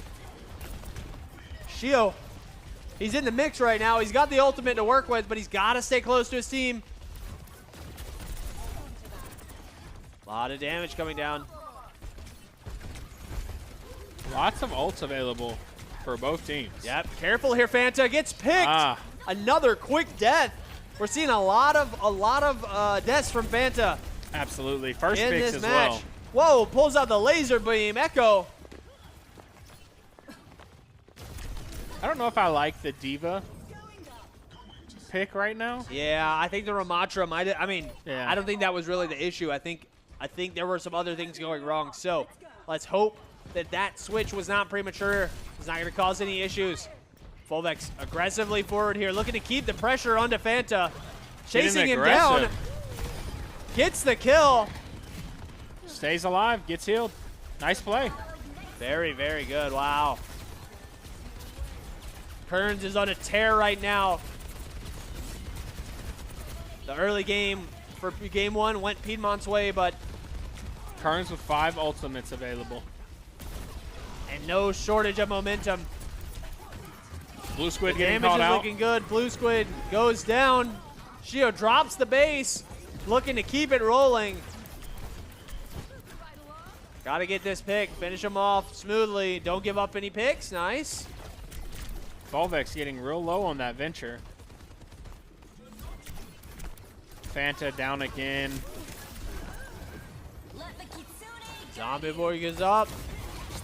Kiriko ult popped. Kearns, they're going to throw him out. They're going to want it. They're looking to push it all the way in right here. Diva fighting for her life. Orissa's got ult, though. I don't know if it's going to be enough. Kearns, they've got 3 meters left. The trickle is in. Orissa going forward. She's going to slam down the ultimate for sure. Yeah, nice play. Nice play. Nice ultimate. And that's going to be the victorious push for Kearns in game 2. I just checked, and Volvex is their sub player. Wow. They might want to think about changing Throwing that. him in, yeah. Just saying. He played that map great. Let's take a look at Shio's game-winning play here. Slams the ultimate down. Goes in, man.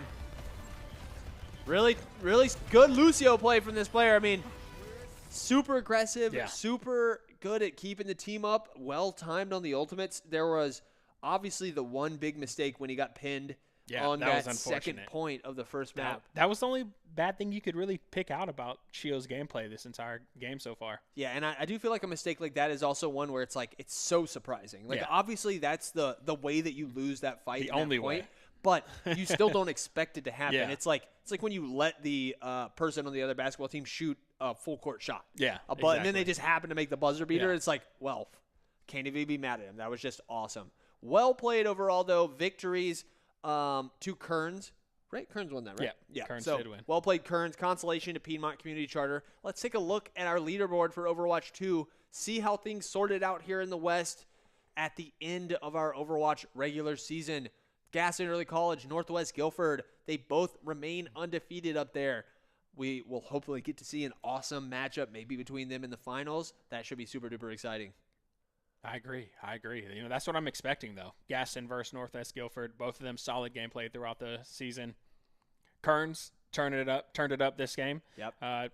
They really needed that W to get that confidence going into this weekend as well. Yep, and to make the gap between 4th and 5th big there. Like, we see there 3rd and 4th, Kearns Academy A, Piedmont Community Charter A, the two teams we just saw play. So that match was to kind of create that distance right there. Obviously, you've got a reasonably easy first-round matchup, but with two undefeated teams, I don't think the difference between 3rd and 4th really makes a big difference. You've got a tough semifinal matchup ahead, so look to beat them. Look to beat anybody.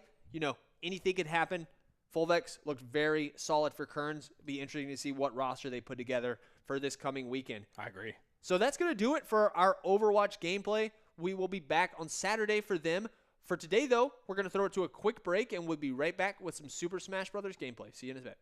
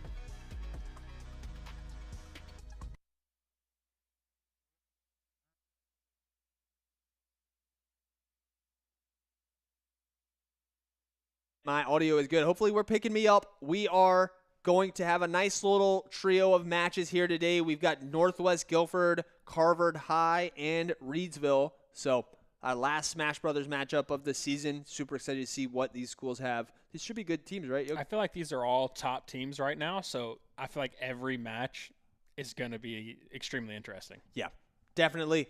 Excited to see what they have in store. Let's jump into game one, see what we're working with here. Maybe. Yeah. Either way, super excited to see. Reedsville, I can't remember. I feel like they're like 9-1. That's right, because I remember we were talking about them last week, and we were like, Reedsville, whose school is that? And then we looked at it, and then we were like, wait, they're really high up on the ratings. Like how did we forget about them? But it is, I think it's Kiwi, the Sora player, right? Yeah. Yeah, so we saw them earlier in this season having some awesome matches with some Clouds and some Jokers, I think. Yeah, super duper excited to see what they have today. We're not going to have them in the first match. It's going to be probably Northwest Guilford and Carver. Trying to remember Carver's player. I think it's Irvin. That's right, Irvin. What does he play? I think is it King K? I think he's a King K player. Nice. Okay, another classic one of those. We got a lot of those in the West. I think more than the other regions do. And I can't remember who Northwest Guilford plays. But I feel like we'll know them once we see them. Teams, we'll definitely know them once we see them. But yeah, just took us a second to remember who was who. We'll be honest with you, students. There's lots of you, especially on the Smash side of things. There's a lot of kids to remember. Yeah. And you guys all play so many different characters, and you're always changing them. Yeah, so true. It would help if you just stuck with some. Just kidding. Pick whatever you need to win. It's good to have variety. It's good to have a little bit of diversity in your character pool. I agree. Should have 2, maybe 3 solid characters. Yes. Hopefully that we'll see that. And I think if you're going to be making it to playoffs, you need that. We're going to be going into best of 5s, not best of 3s. So absolutely, there will be more potential to adjust on the fly, to adjust to your potential opponents.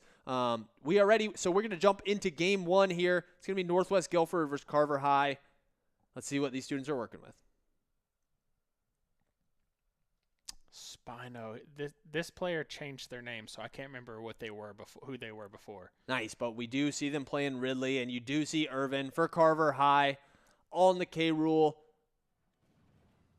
And there we go. We got our audio in. Perfect. 2 big boys. We got 2 heavy characters fighting it out here. Oh, juggling him off the map. Nice little play there from Ridley. Oh, but that K rule, that so reliable recovery is going to get him back onto the stage. I wonder what type of animal Ridley is. Is he a bird? Is he a reptile? Pterodactyl. Do we have a pterodactyl. So neither. A chicken. A big chicken. That's what they would say. Look at that's all what I'm these assuming. chickens. Spinos. Fighting good damage here on Irvin to start out. Oh, both. Oh, they're missing. Oh, they're both jabbing each other. Scary position. Spikes down. Dodges the inhale from the blunderbuss. Nice move. Spino's looking really solid here on the Ridley. Haven't seen much of this character this season. Excited to see what he's got. Ooh, gets sent off the map. Good pick. Pretty clean first stock there. 80% on a heavy character. Feels like you've taken 0 damage. Wait, Immediate never mind. trade. Yep, K-Rool. We are back to even. Oh, gets the grab. Smacks him a couple times. Good dodge on that. Nice. Eats the punching glove. Looks like Irvin's turning it up right now. Oh, close to the side of the map, gets hit by that. Nice Stays recovery, in. makes it back. Options through the inhale. Oh, belly flop. Knocks him out. The first stock was even for Ridley. The second stock was almost perfectly clean from Irvin, only 14% taken. Oh, those side cannonballs. He is nailing those. Yep, they're a little bit of annoyance. Usually not going to get the finish onto anybody, but every bit of damage counts. Every bit of damage feels good. Especially when you're a heavy, being able to get some range damage on somebody. Wow, that was big damage. Well, Spino's trying to threaten him a little bit. Oh, misses the read there. Nice grab off to the other side. A little bit of a combo. Ridley, hyper-mobile character. Oh, just misses it. The first time I can think of all season where we saw a K-Rool fail to recover back on the stage. Kudos to Spinos for being able to put him that far off the stage. But 94 to a clean 0% on the K-Rool. This is going to be an uphill battle in the final stock. Spinos is going to have to play a perfect game right here. Yes, this final stock does need to be absolutely perfect. Gets the grab. Oh, big damage coming out. Pretty solid right here. Get the read. It's shielded. Oh, grabbed. Thrown off the stage. Oh, no. Oh, almost gets hit by that dodges the cannonball. blunderbuss. 150% on the Ridley. Needs to be perfect from this point forward. It's getting Dodges. scary. Dancing back and forth. Spino's trying to make Irvin come to him. Yeah, and maybe commit to one of those high animation moves. Gets the snag. It's a throw. Big damage I coming think out. he's scared to go off the stage right now. If he gets even hit when he goes out there, he could fall. Oh. That was a dangerous position. Both characters at 100%. Shielded. Oh, The no. grab He tried to go misses. for the grab. What? Spikes him. Spinos gets the win for Northwest Guilford. Wow, what a match. Wow. What a comeback. The comeback was huge. The play was awesome. I loved seeing those two heavies completely duke it out back and forth there. Irvin has got to be upset about that one. A little bit upset, but I mean, also it was a very close match, back and forth. That second stock was so clean for him. You got to finish out a match when you have one that clean, but It's tough. it did feel pretty good though. Yeah. I mean, he looked clean for the most part there. just Ridley, Spinos, kind of. Spinos had to play a perfect game, like we said. He was at, I think, almost 100%, like 97 during Irvin's last stock where he was at 0%, came back, got the W when he needed it. Very, very clutch play. Super excited to see something like that out of the Ridley player who we haven't seen. We didn't know what he was going to bring. We didn't know what the character was going to bring. So some big promise like that is definitely awesome. I wonder what we will see in round 2. I imagine Irvin will probably stick with K-Rule, and I don't think Spinos would switch either with the victory that we saw in that first game. Yeah, I don't think we've ever seen Irvin play anything differently. Yeah. So hopefully things continue in that regard. Yeah. I think it'll go good. Things have been looking really good in the first game, so yeah, we're going to jump into the second game, see how things go. I think we're on to Smashville now.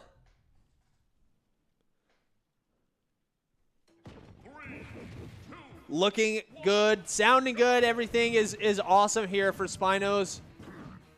For Irvin, Northwest Guilford, one more to finish it out. Carver, though, they need to get a win in Game 2 and send us to a deciding Game 3. Yeah, I think Irvin's, feeling confident. He honestly played a great game. Just unfortunate mishap at the end of the game. He had a fair chance at getting that too. There were a couple close shots. Ooh, the deflect. Reflects the fireball like that. Spikes him down right there. I wonder what I'm assuming that Spinos' character is classed as a heavy as well. Yes, I'm pretty confident he is. I've heard Andy mention that Ridley is a heavy as well. So, nice, slams him down, hits him with the punching glove, knocks him out. For stock going the way of Carver. Fighting around this middle platform, spikes him up though, evens it right back up. Northwest Guilford not sleeping through the first stock here. That's something I feel like Irvin stopped doing at the end of that game, is throwing the projectiles out. Yeah, spam it out, keep him worried. There we go. A little bit of timing, pretty good. Got him in the blunderbuss there. What? Oh, wow, Ridley. What? Spinos. I don't know What just happened? I don't know who chose to make that play happen or who did anything, but that was insane. Spinos definitely came out on top there. Irvin, a little unlucky, maybe a little unhappy, I don't know.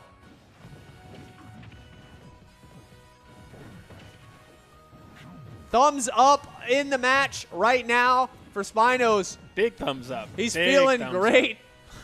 Lots of things going in his favor. Gets his back broken by that grab there. Careful. Need to keep this chip going. You've got to feel good after that huge play, but still. That little grab and slide move does like 40% damage. And throws them all the way from one side. It takes you from a negative position on one side of the stage to a positive position on the other. It's a very, very strong move. A little bit too predictable, though. Like, that's the downside for it. You know exactly where it's going to go. And there you go. Irvin reads it like a book. Perfect here. Lock in Irvin.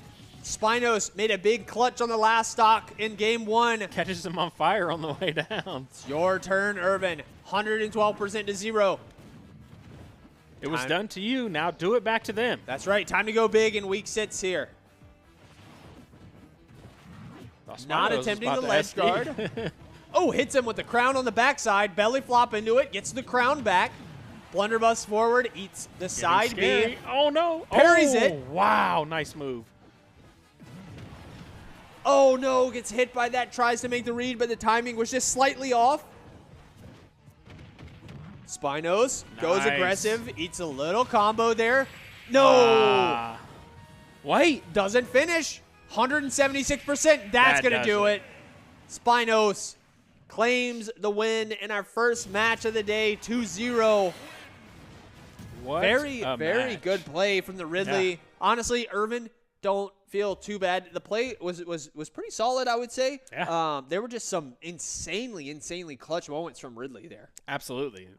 I can't believe he came back from down 2 stocks. Yeah, first game. Very good comeback in that game. Some insane highlights. I can't wait to get this broadcast and slow-mo whatever happened in that exchange in game 2 there on Smashville. I don't know what, but they were mid-air. You can't even grab mid-air. Irvin was at like 0% as well. And they just spiked him down. I have no idea. It was absolutely insane. An exciting matchup. I feel like we've been missing out on some exciting matchups if we didn't get Ridley versus K. Rool until week 6. Yeah, that was an absolute banger. Yeah. I wonder what if you are the Reedsville player. We know they play Sora. Is there any? I wonder. You're thinking, do I switch it up against any of these guys? I feel like against both of those big boys, Sora's high mobility and stuff is probably a good choice. Yeah, I feel like at least for game 1, you for sure stick to your bread and butter. Yeah. Because I'm pretty sure Kiwi's just a great Sora player, so probably knows the matchups, knows what he needs to do to not get slammed around. Yeah. So thinking more of not what character I should switch to, but what strategy I should use with Sora. Maybe how which do you play? Yeah, like which element you use, because we know Sora does have those like 4 elements. Freeze, ice, fire. The Firaga, Thunderaga, Maybe Blizzaga. just keep your mobility up. Yep, something like that. Keep being fast.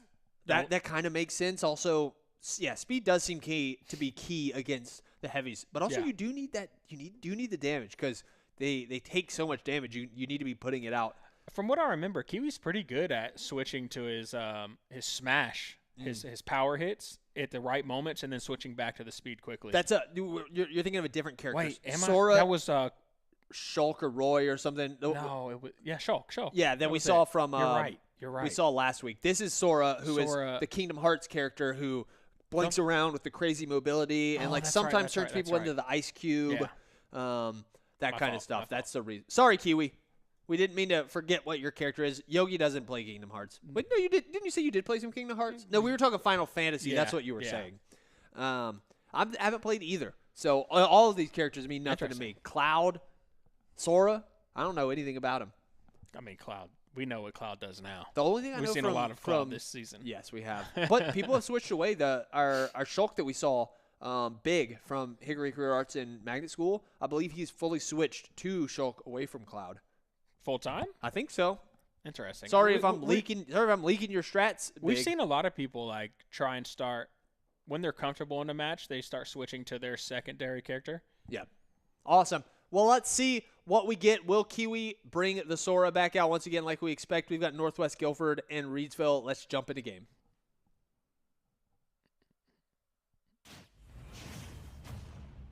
Yep, Sora. Sticking to it. See, I'm just guessing they're going to stay high mobility.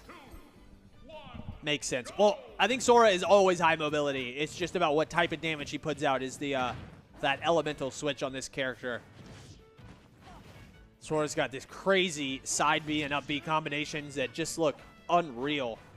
It's a very different style from K. Rool. K. Rool just kind of leisurely floats his way back up. Kiwi and Sora, they kind of blink their way, looking super OP. Ridley gets a big grab there, an early 90%. Wow. That was quick. There's that side B showing the directional control. Uses the fire and switches to the thunder. I feel like the fire is something we don't see used often with Sora.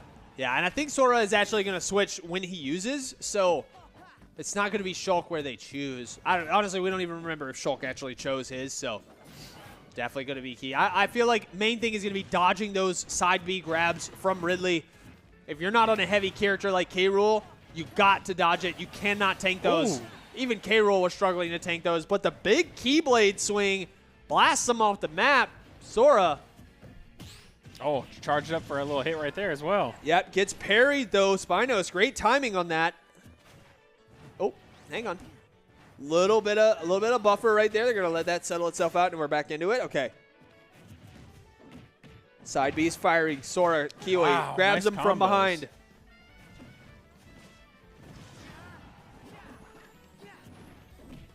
Staying alive. Kiwi. Throws coming out. Getting some good chips right there. That's a big hit, but he was on a friendly side of the map. I'm telling you, look at this character's recovery. It's absolutely absurd. I did not think that was possible. I saw the look on your face. You thought he was going to die. Yeah. The power of anime and friendship. Kiwi, Kingdom Hearts. It's a powerful game, but the side B from Ridley's going to land. Going to put him in the dirt.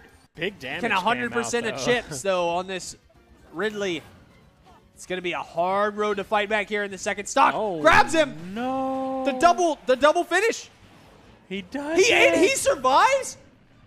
Wow. Ridley, wow. What a play. I think Kiwi might have made a mistake right there in trying to save himself. Damaged Ridley and gave him another up B to be able to recover. Wow. Spinos has flipped this game on its head the same way he did in the first game of the day. We've got an even final stock right here. Ridley versus Sora. Going absolutely crazy right here. Fighting for control of neutral. Nice timing on that. Wow, we haven't a seen lot that. of fireballs. I didn't Yeah. even know he could do that.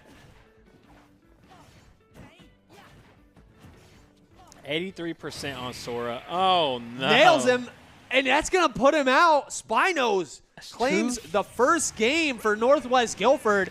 This player's on a game roll right ones now. that they have stolen by grabbing a character at like 0%. Absolutely and throwing them off clutched the it map. out. That's insane. Stolen, clutched, however you want to say it. That was absolutely insane. I do feel like that one was pure awesome play. They just happened to make an awesome play, and to make that on a character as fast as Sora was crazy. We haven't seen many of those like patented Smash Brothers plays where one of the big heavies grabs somebody and like takes them off the map. I thought that's what we were going to see, but it wasn't even like they both just went down there and then we saw it go even. It was Ridley somehow survives and fights back for another 2 minutes to get a clean final stock. Spinos is making me want to play that character. Yeah. Not that, as usual, Not it that wouldn't I look could- as good yeah. when we do it. at all. And there's probably, I've seen some Ridleys in other regions. They don't all look like this. Like Spinos is next level. Maybe that name change. I don't think they started out playing this character either. No. So great selection for them. Way Everything. to find your character. Yep. Awesome. Let's jump into game 2 here. Can Reedsville, can Kiwi bring things back? Wow, what a play that was. Absolutely was. I'm sure Spinos is thinking the same thing. Kiwi got to move on from it. He throws the talk is cheap emote. Time to knuckle up. Kiwi says, I'm one of the top dogs in the West. Time to show you why. Nothing to play around with here. Jockeying for position. Kiwi gets the grab. It's a big combo right there. Eats 3 fireballs and gets hit as well. A 4th one off the side of the map, too. Quick 86%.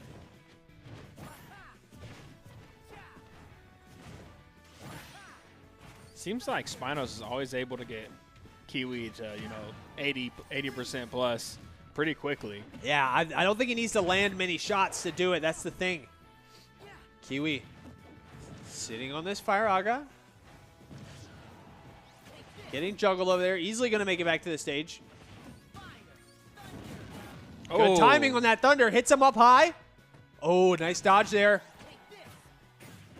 Side B back. Freezes him.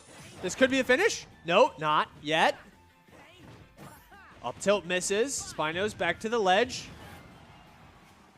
150% staying alive. Wow, Up B hits. nice move. Nice play. Kiwi looking very comfortable off the map, showing just how safe his character is. Oh. Eats the fireball. Uses the Thunder to push him back so he can get back Smart. up on the ledge. I would have been scared to do that, but Kiwi absolutely knows what his character is up with. Spinos gets the side B grab, finish, puts him in the dirt, clean here on the second stock. Oh, look at this, respectful from Spinos. Thought Kiwi might be AFK for a second, so chose not to take advantage and land a free cheap shot. Love that. A moment of Oh, there it goes again. okay, that just must be a Ridley thing then. So don't go near the edge against him. Yeah, Good to very know. scary. When you see that side B coming, do not let it hit you. Kiwi's got control of the neutral here. Yields it. Oh, no, we're back. That is not where Kiwi wants to be. Against a heavy like Ridley, you don't want to be on top of the platform where he can reach you with his ups. Eats a fireball, charges up the triple. Oh, not the greatest positioning for that. He wants to get it, I think, a little bit further so it drops right Good off the ledge. combo. Good grab. Kind of a mix-up on the timing right there from Ridley. Oh, catches him with the thunder. Yeah, not able to shield dash that. I wonder if that Blizzaga is long enough to make them fall off the map. It is. It's one of the big, I think, like Sora crazy finishes is when you ice someone right off the map and you drop them down. Kiwi, a quick pick. No, not quick. It's answered right back. Almost another clean third stock here. Who can take the win? Reedsville. Kiwi's got to come up big now if he wants to stay alive in this match.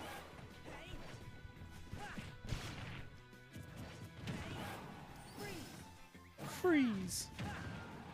Yeah, it seems the fire move is like the weakest, I feel like. Yeah, I think the Thunderaga is really good because it covers so much space around the map. And Ice is good just for the finish / potential setups. Gets the grab, spins him around. Nice. Got him. Spacing on that, reads it. And Reedsville is going to send us to a deciding game 3.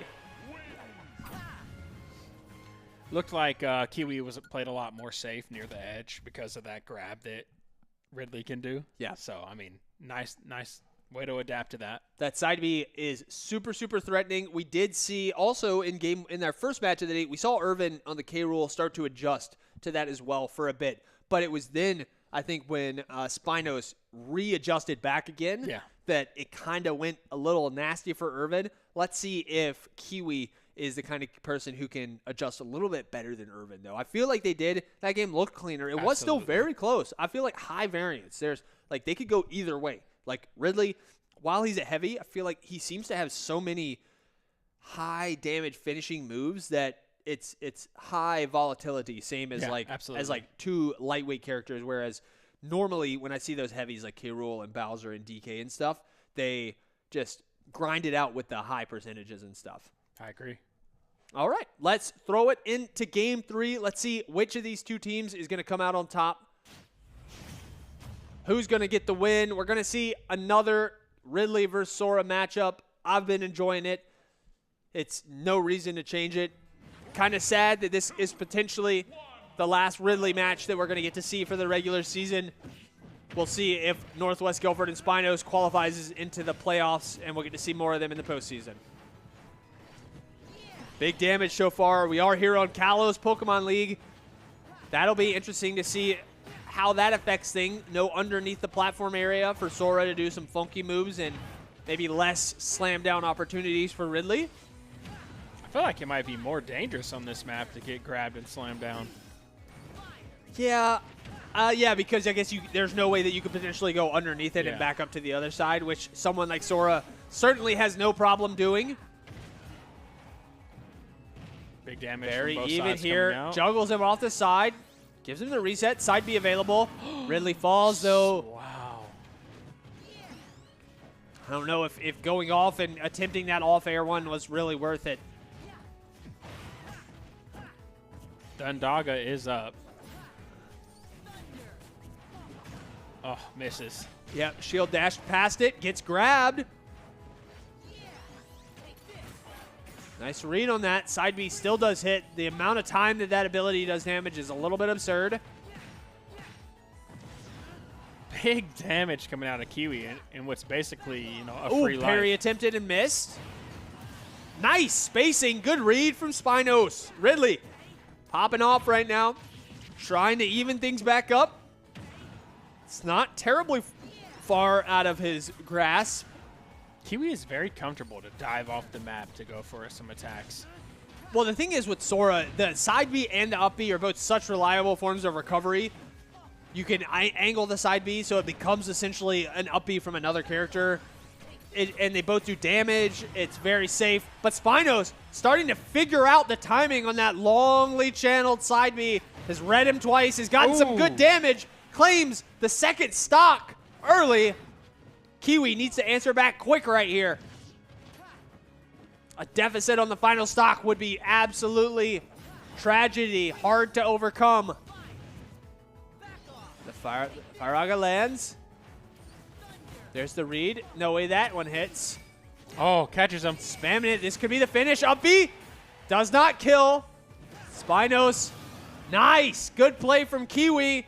11% only on the Sora. It's dead even here on the final stock of Game 3. Oh, no. Nice read. 83% already. Huge damage. Catches him with some fireballs for extra chip as well. It's got to be perfect here from Kiwi. Just one big hit, and it's all over. Time to clutch up. Time to go big. Word on the streets is that the Microwave, the Gaston Early College undefeated student, did lose. Oh, Spinos claims that's the an win. upset. Another potential upset. I think so as well. We know how good Kiwi is. Spinos putting his name into the equation for a potential playoff, a conference champion contender late in the season. Where has the student been all season? I feel like they were playing somebody else. Maybe they were playing King K early? Something? Yeah. Who knows? Maybe just stomping people so heavily that we didn't get to see him on broadcast. Either way, well played. I don't even feel like Kiwi did anything that bad right there. No. It was just clean play. Extremely clutch in the moments when he needs to. In both of those games, Spinos showed just that clutch factor that, I feel like every esports player dreams of. Yeah. I mean, Spinos got down super early in both game ones and somehow pulled off a clutch win, and then he played solid for the rest of his games. Man, through all 3 games, it looked really good. Yep, 2-0 for the week, 6 matches, 6 potential highlights. Very, very well played to the Northwest Guilford student. Also well played to his opponents. Absolutely. Who we are going to get to see now in our next match take on for this little consolation, the final match of the regular season. We'll have Carver and Reedsville duking it out. I feel like the odds are favorite should be Reedsville, should be Kiwi. It looked pretty clean on the Sora, but both matches were very close. So I feel like it could be even as well. Yeah, but I'm going to lean towards Reedsville taking this as well. What's your percentage? About 60-40? 70-30? 70-30. 70-30? Okay. Yeah. I believe in the K rule. I believe in the big boys. I feel like this will tell us a lot about Kiwi. If you take a tough loss like that to a Ridley, and then you also kind of crumble in this match, might not be good signs going into playoffs. But if you stay stoic, you stay strong, make things look good, then that could tell us a lot as we move into playoffs. We are ready to jump into game. Let's take a look. Carver B versus Reedsville High. Who's going to win? No switch up. We were right. Sora, King K. Heck yeah. So we know what these players need to do. I feel like, honestly, also K-Rule might have a solid matchup into this Sora. The big-bodied moves, the reflex and stuff.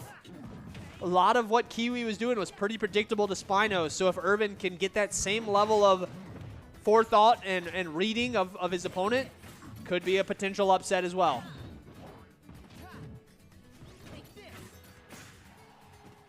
Pretty even right here through the early stages of the first stock. Yeah, it looks like Kiwi's kind of slowing down a bit, not being as mobile. Maybe just trying to fill out how Irvin's going to play. Yeah, early in the first game as well. You want to make sure. I think that you're not making too many moves and getting red, but that's exactly what happened right there. Irvin read him with the belly flop, slams him down, but Kiwi answers back right away. Feels very similar to the Ridley match that we saw. I feel like we've seen that happen 2 or 3 times today already. Nice grab, nice throw. Freeze. Parried. Yep, can't be too predictable with that aggressive move.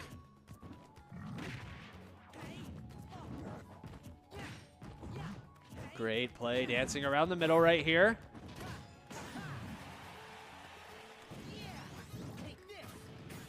Irvin's gonna make it back. Big hit. Oh, gets caught in the blunderbuss. Let's just drop down out of vision just for fun. No problem when you got a recovery like K-Rule does. I really want to see a freeze off the map so bad. That would be amazing. I'll tell you what I want to see. I want to see the classic K-Rule, slam him into the ground and hit him with the punching bag finish. He's going to give it to me. Oh, misses the grab. Kiwi lands it, though. Throws him off. Doesn't even need the hit afterwards. It's just going to be enough. Yeah, using that mobility. Oh, deflected. That's the one downside to a side B like that that does damage, is that if Irvin is able to read it, he's going to be able to get the parry, get the free damage off. Kiwi avoids the blunderbuss and hail. Downbeat. Gets spiked down. Last stock here. 50% advantage for Kiwi. Oh, but it's going to quickly go back in favor. Irvin, he's even it up instantly. I feel like if I'm a Sora player, I'm immediately shooting that fireball every time just to get rid of it. You do have to be careful, though. K-Rool does have that reflect belly parry, so that could be coming right back at you if you use it too. Oh, catch him with a crown. From above. The undercut swing from above. It's going to be enough for Sora. Wow. Very close match there. It was. I mean, I honestly, I thought Sora may have won that a little more smoother, but I mean, we're seeing that this is going to be another close series. I think that when we look back to the first match of the day and we saw the evenly match between Irvin and Spinos, then now that we've seen the same thing, it just goes to show that they were truly evenly matched. The match between Kiwi and both players has looked fairly even as well. So I agree. Irvin's got his back against the wall now, down at 0. Wait, who won that game? Irvin won that. Oh, Kiwi okay. is down. Okay, Wait, so no.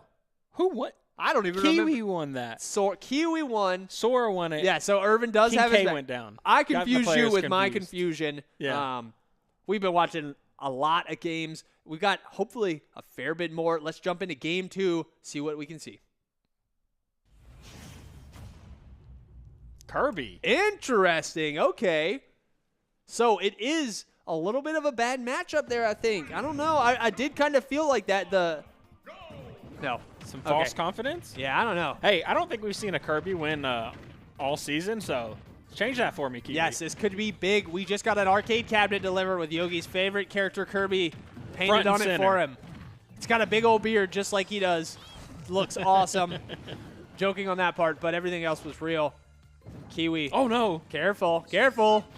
Good. Makes it back up. Landed some good damage, too.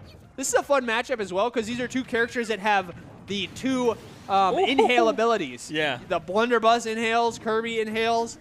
So, two kindred souls. Kiwi claiming the first stock. Of course he plays this character too. Another hypermobile, little cutesy, funsy character that just makes your life a living misery. I just need to see a Kirby win.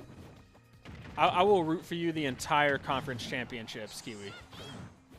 It would be, I feel like the dream that we were looking for with the Ice Ball, the Ice Saga finish would be for Kirby would be the inhale and then you both just drop off. Yeah, that would be crazy. I'm not sure if we'll get that against a player like Irvin. Oh, wait a minute.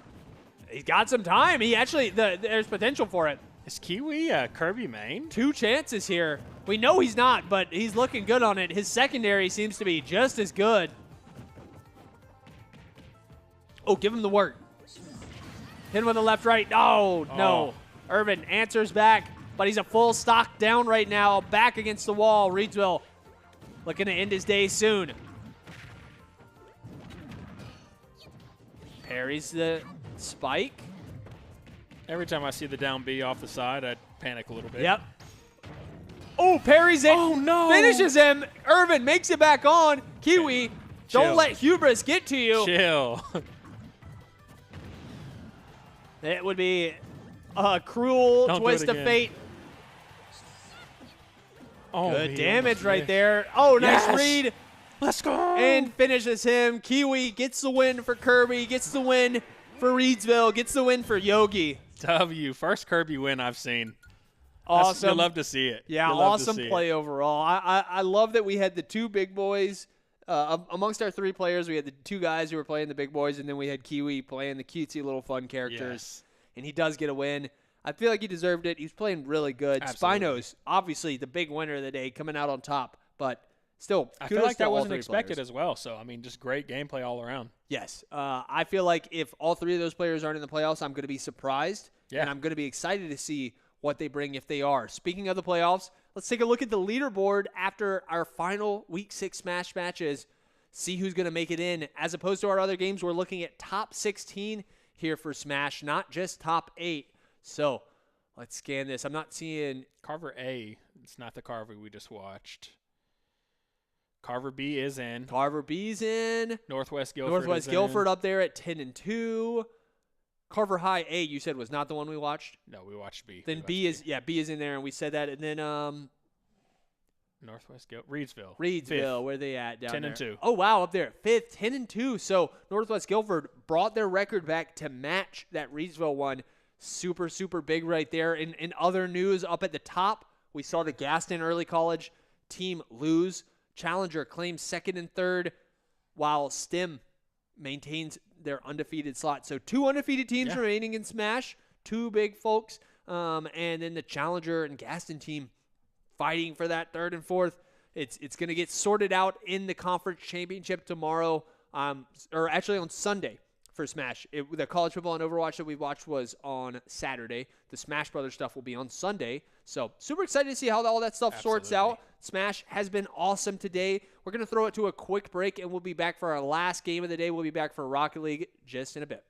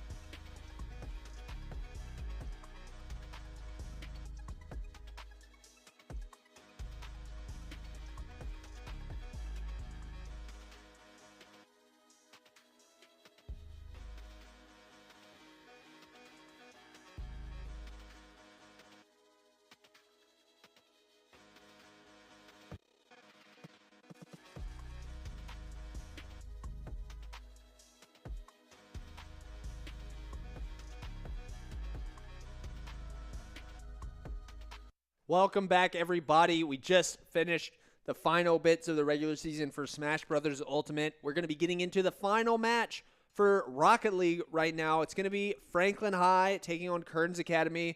Yogi, you excited about this? Probably a little bit bittersweet.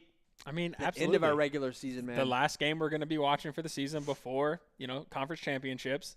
And we're going out with Kearns Academy, one of my teams, and Franklin, one of yours. So we get one more last little rivalry match of the regular season. I'm excited, and I'm excited to see this Franklin High team. We've been fighting to keep them in the league. They've been having some turmoil and some issues. They've got an awesome logo. Look at that logo down there. We've never seen it before. That panther, cougar, whatever big cat that is. But yeah, they've had some adversity to overcome, roster issues and stuff.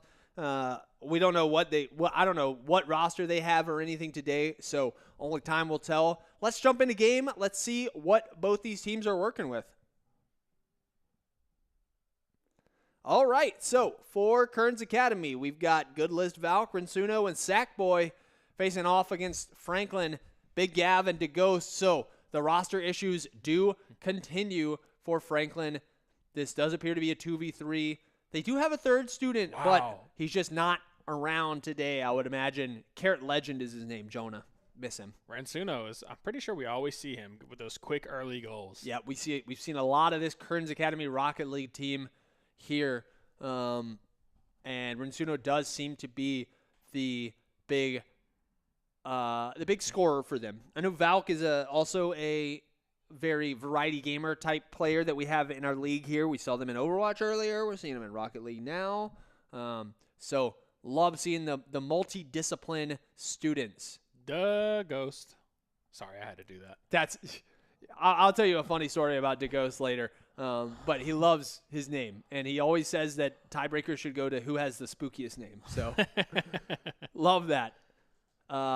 Franklin, these two players are fairly solid, though. Obviously, 2v3 is a difficult task to overcome, but both Ghost and Gavin were players last season for Franklin, so they're well tenured. They've got a lot of experience, so it's not the most unfeasible thing. And, you know, I feel like sometimes we see these 2v3s, and the goals would be 4-0 right now, so 1-0, fairly reasonable to start out.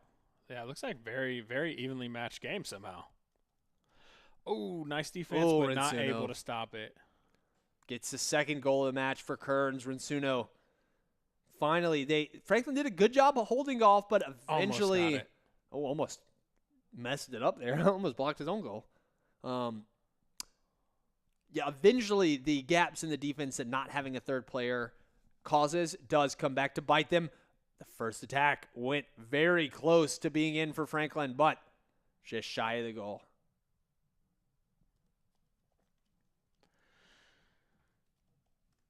Being down 2v3 has got to be tough. Down 2-0 already. It's kind of hard because you can never really like fully attack as a team because somebody has to be back in case they hit a shot downfield. Yeah, it definitely is tough. You kind of need, I think you need both to go offensive, and you just have to hope that they don't luckily get a shot back in. Perfect. 3 minutes left. Down 0-2, Franklin. Rinsuno with the stop. Oh, careful. Goals open. Okay. The offensive look was interrupted. Gav doesn't get the defense. Valk knocks in the third goal of the match for Kearns Academy. 3-0. You hate to see it if you're the team of two. You got to make something happen here soon.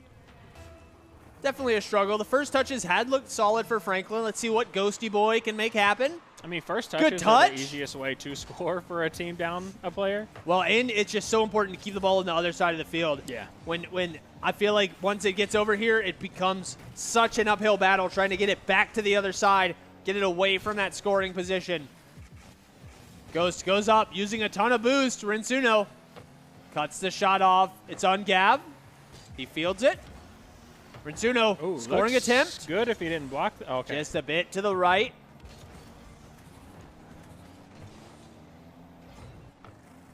Franklin. Nobody in goal. Oh, he misses. Oh, wait. That's their goal. That's his goal, yeah. He was trying to desperately get back to defend, but Kearns doing such a good job keeping this in a dangerous position here. 2 minutes left in game one. Gav finding his way back. Franklin's doing everything they can, but they're getting very little reprieve from the offensive pressure that Kearns is putting out.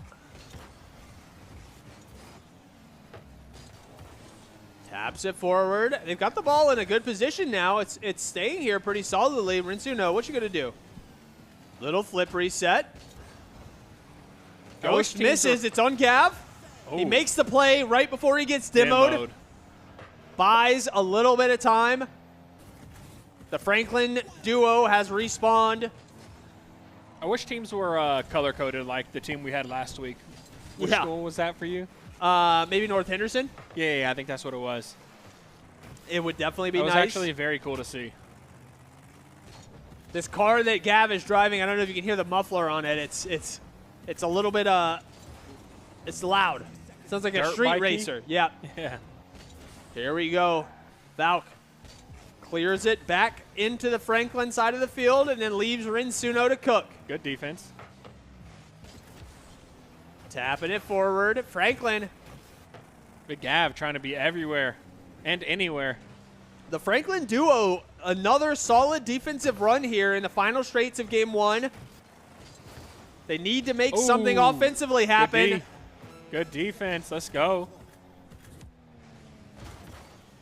Defense absolutely staying solid right there. They've got no problem going up. Sackboy goes up for the aggressive touch. Does not have the great look at it. Demo onto Valk. 2v2 for the moment. 10 seconds remaining. Oh, nice little back hit. Ball and a good look here. Rinsuno clears it though. The shot goes in. Ghost scores a goal in the last seconds of game 1. That's good for Franklin, you know, going to game 2 with some confidence. Yeah. Hey, we can score on these guys even though we only have 2. And they can stop them. They've stopped them a fair bit. There have been 2 extremely long defensive holds. Obviously, maybe time for a first touch and a goal as it ticks. Maybe but a quick? Oh, okay. It's going to be hard. Quick score? No, too high. Don't let the ball touch. It's going to touch. It's going to land down. Kearns Academy. It's going to get the win in game 1. 3-1. Rinsuno got all the goals. Not all the goals, actually, most of them, but a lot of the offensive pressure I feel like came from Rinsuno. Sackboy and Valk kind of focused on defense for the most part there. Yeah, you really want to see Sackboy do a little bit more this next game. You want him to get some confidence, get some blocks, some assists, put a couple more shots down goal. Yep, and on the Franklin side of things, the play is looking solid. Obviously, numbers are not in their favor, whether we're talking scoreboard, players on the team, leaderboards, any of that. But for these two, for Ghost, for Gav, they're playing solid. Defensively, they look there. Offensively, they found a tiny bit of crumbs to work with at the end of game 1. So maybe something could happen in game 2. First touch is happening. We're over on the left side here. Franklin immediately on the defense. Ball gets cleared down center field somewhere. Falcon Rinsuno fighting for it. Does look like Franklin's in control right now. Okay. Yep, they've got the ball back on that side. Gavin tapping it over. Oh, no, got to get back to defend. Very nice. Wait to disrupt the play. Big save. Franklin can't help but root for the underdog here. Oh, please do this. Goes up. Gav dropping it in the top. Oh, but Rinsuno. Defensive highlight, but Ghost answers back right away. Ghost. He's a spooky fella. And he gets Franklin their first lead of the match, 1-0 for the team, 2v3. Love that. That's got to feel great. Down a player, you're in the lead. Keep it up. Keep it rolling. Keep it hot. Great first touch coming out for Kearns. Gav. Little right. Nice read on that angle, though. Gets a lot of progress forward on it. Ghost, time to clutch up. You're all alone. Nice. Lucky to let that ball go right in front of the goal line. Wait a minute. Cooking a little bit. He's got some room to work with here. Oh, the demo comes in from behind. Tragic. Gav, solid on the defense. Got to say, kudos to these Franklin players not collapsing when they need to make a solo defensive play. The pressure is extremely understandable in those situations, and they are not backing down. Ghost with a nice little chow there, getting it back downfield. Oh, a miss. It's, again, Rinsuno clears it up. He's going to keep it moving forward for sure. Got to get back. Nice corkscrew to get back on the time, but Rinsuno taps it over him.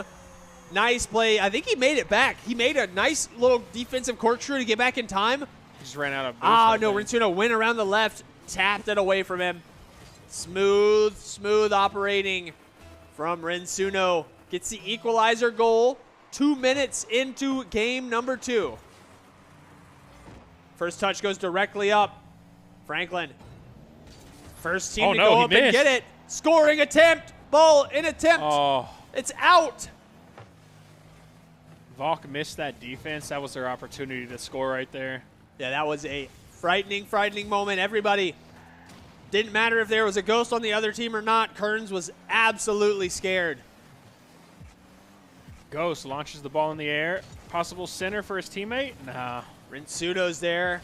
I feel like when Rinsuno is back on the defense, you need to look for a second touch. He's looked rock solid, both offensively and defensively. Valk with a little nice defense. Ghost goes up for it above the rim. Like Shaq in his prime. Loving that. Again, the defensive save. Franklin has got to get this ball They are out some of here. defensive masterminds. They're masters at just barely keeping the ball out of their goal. Ghost mixing them up a little bit. Gav gets it back into the corner.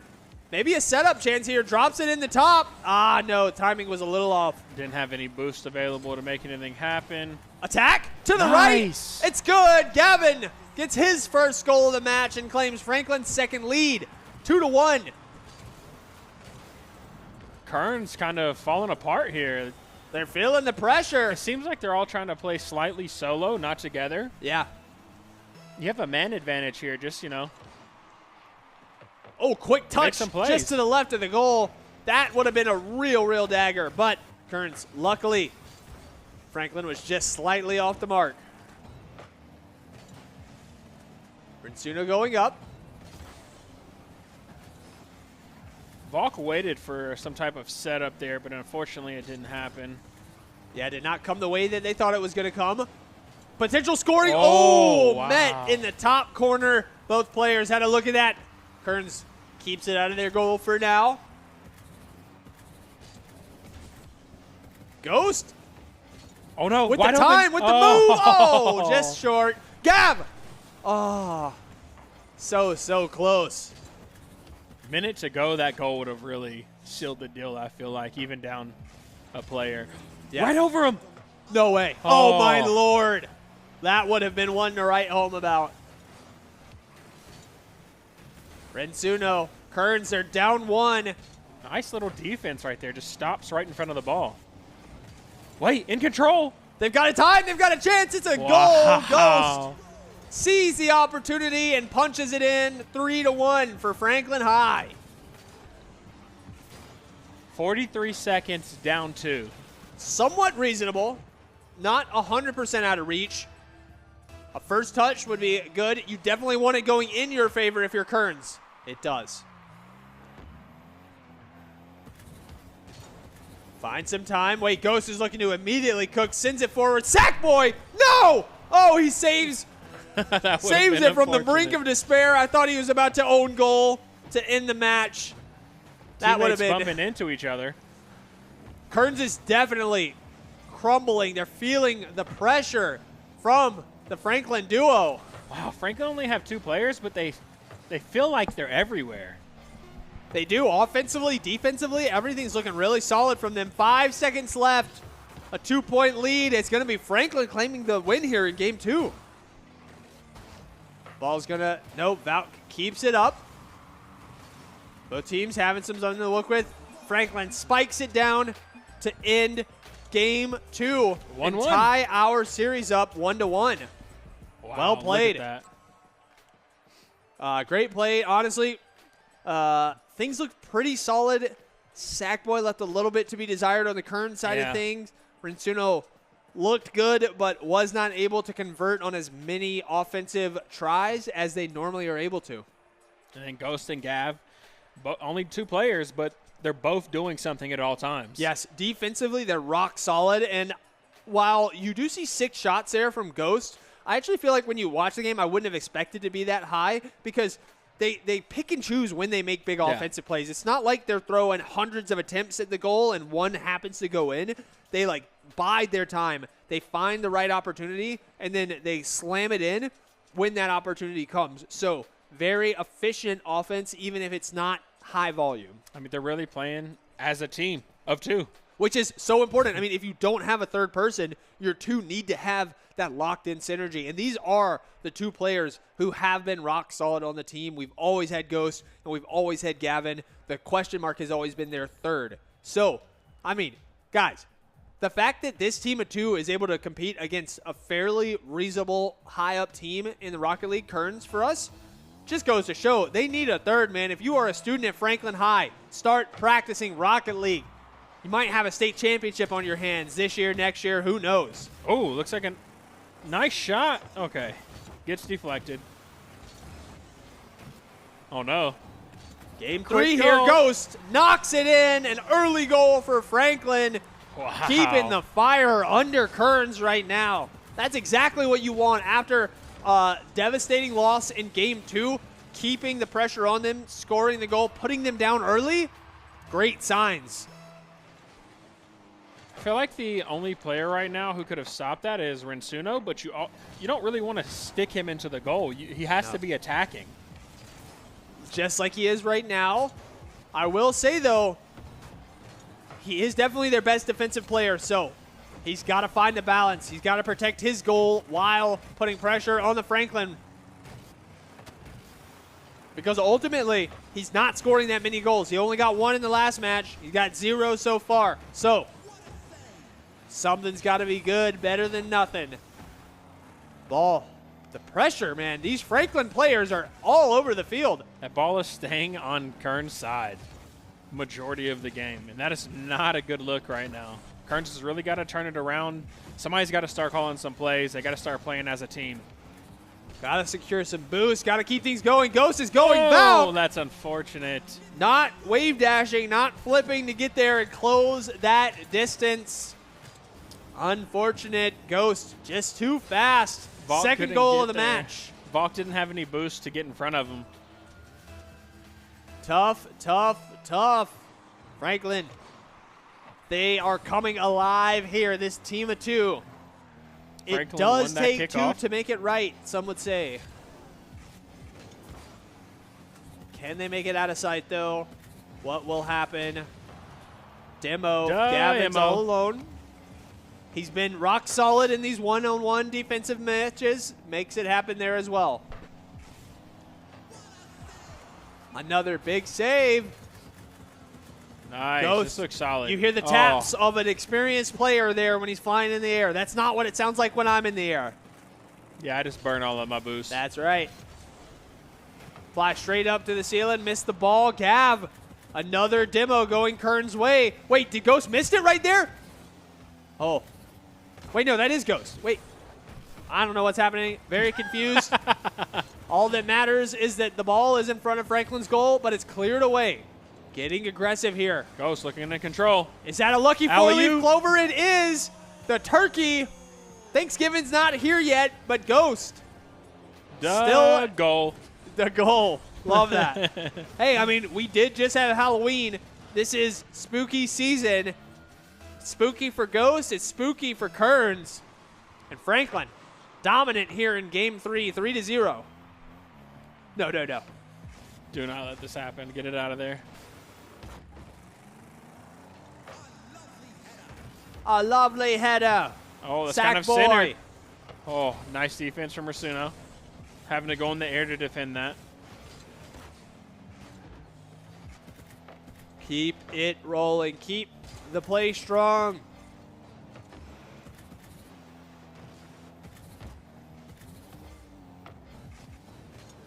Kearns got to get the ball back onto Franklin's side of the field. They need some room to breathe. They cannot get by Ghost right now. They really can't. They're struggling to get the ball on their He's side. They're struggling to everywhere. secure their own boosts. They can't keep control. Let's go, Gav. Let them know you're here too. Yep, good touch just to delay it. They really, I mean, these Franklin players aren't missing any of their touches. Sometimes they're not perfect, but they're never complete misses, which maybe that's the secret to winning in a 2v3. Demo coming out. Quick 2v2. Some time to work with. Tapping it over. Sackboy. Rinsuno cuts it off. Ghost up into the air. Reads the angle. He can cook a little bit right here. Is Gav coming to, or is this a one-shot? Auto boost. Oh. Couldn't keep control. Whoa, Rinsuno misses. Uncharacteristic. Valk gets cut off. It's back into the Kearns corner. Can Rinsuno move it forward? Rinsuno seems to be the only person on Kearns who has, like, the aerial ability. Yeah. I feel like that's not the first time we've said that as well. It seems to be a recurring thing for Kearns in these weeks is that Rinsuno needs someone to go up in someone needs to let their wings fly. Someone needs to go up there with him. Obviously easier said than done. Don't worry, Chief Beef's guides will be up forever for every VESL student to learn from. 1 minute left. Franklin, 3 points in the lead. It's looking like they're going to win this game 2, and they're going to have a potential match point in game 4, 3. Either one, 4. Popping the ball up. Sackboy misses. Valk also misses. Tapping it up. Rinsuno saves it, but he's out of position now. We really need to see Kearns get a goal here. Get that confidence that Franklin got in that game 1. That 1 goal. Yeah. Look, now they're about to take 2 games in a row. It's all about confidence. I'll also take not allowing another goal. Yeah. The worst thing you could do is allow another goal. I agree. Just because you get the refresher of all the bad vibes. Demo, not good. Oh, close li- attempt. ni- Sackboy had a chance there. Keeping it alive.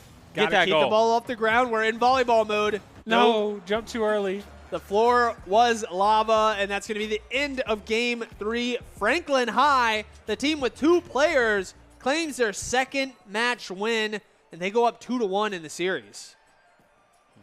Man, a lot of play, a lot of skill offensively, defensively.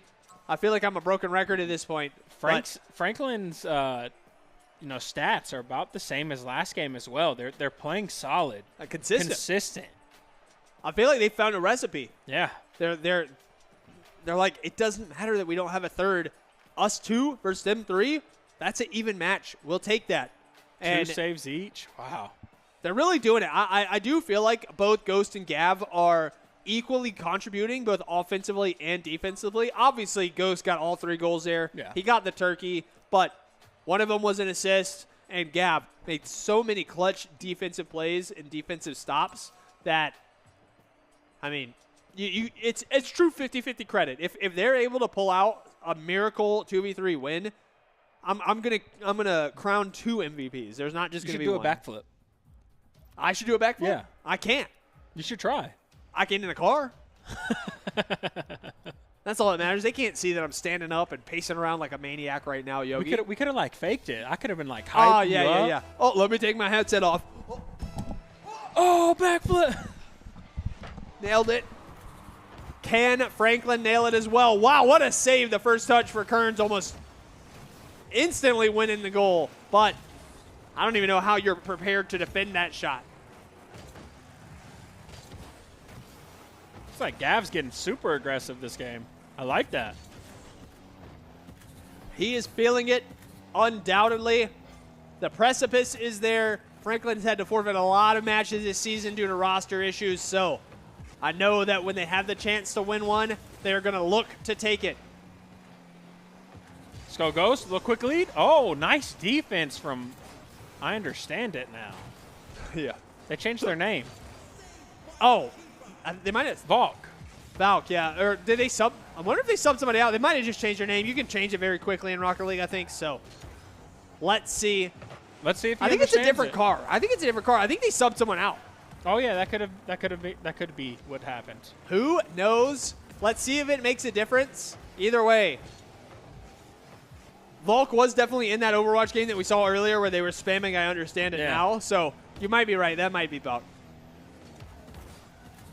All right. Over a minute. Stalemating here through the beginning stages of Game 4.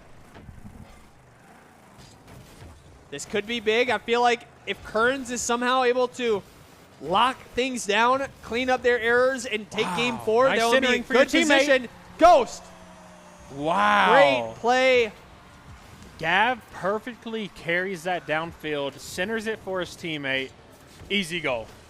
Looked so nice. He's cooking. He cooking is. popcorn. They both are. They're in the kitchen. They are cooking. They're having no problems here. Franklin, 1-0. Minute and a half into Game 4. Wait a minute. Thought it was another setup. Gav wasn't downfield. Aggression coming. Gav yielding a lot of space. Power slides for the quick turn. Oh, Sackboy goes up for the shot, but misses it. Oh, Nice defense again. a well-placed shot, but the defense intercepts it. Another one. Is it just a bit to the right? Oh no, nobody's in goal. Yeah, overextended a little bit. The fallacies and the shortcomings of not having a third player eventually bite them. We do see it is. I understand it now. Is this the turning point for Kearns, for Valk? Have they seen the light at the end of the tunnel? Do they understand what needs to be done? Do they understand teamwork? Are they lethal? Are they a shooter? Only time will tell. 1-1. Just so This we're is a clear, different I car, understand though. it now as a meme from the creator Lethal Shooter, just so everybody's aware of what I was saying. What were you saying, Yoke? I was saying this car is different than what Valk was using before, I feel like. It definitely seems like it. Here we go. Tie ball game. Is it going to make a difference? The shot goes in over the top. Ghost on the board once again. 5 goals in a row through the past 2 matches. He had a turkey in the last one. The Ghost. Another goal could be a turkey in this one as well. Gonna look. He's got a goal for every A in his name. Franklin. Man, Clear that. Yeah, these nice. players roaring to life here in the final week of the season. Love to see this. 2 minutes to go. Franklin somehow in the lead. They've got some time to work with. Gav goes for the reverse shot. Doesn't hit. Goal is open. Wasn't able to get there. Not a great position Oh, for wait. that. Volk Nice. finds it, play. understands it, and scores it.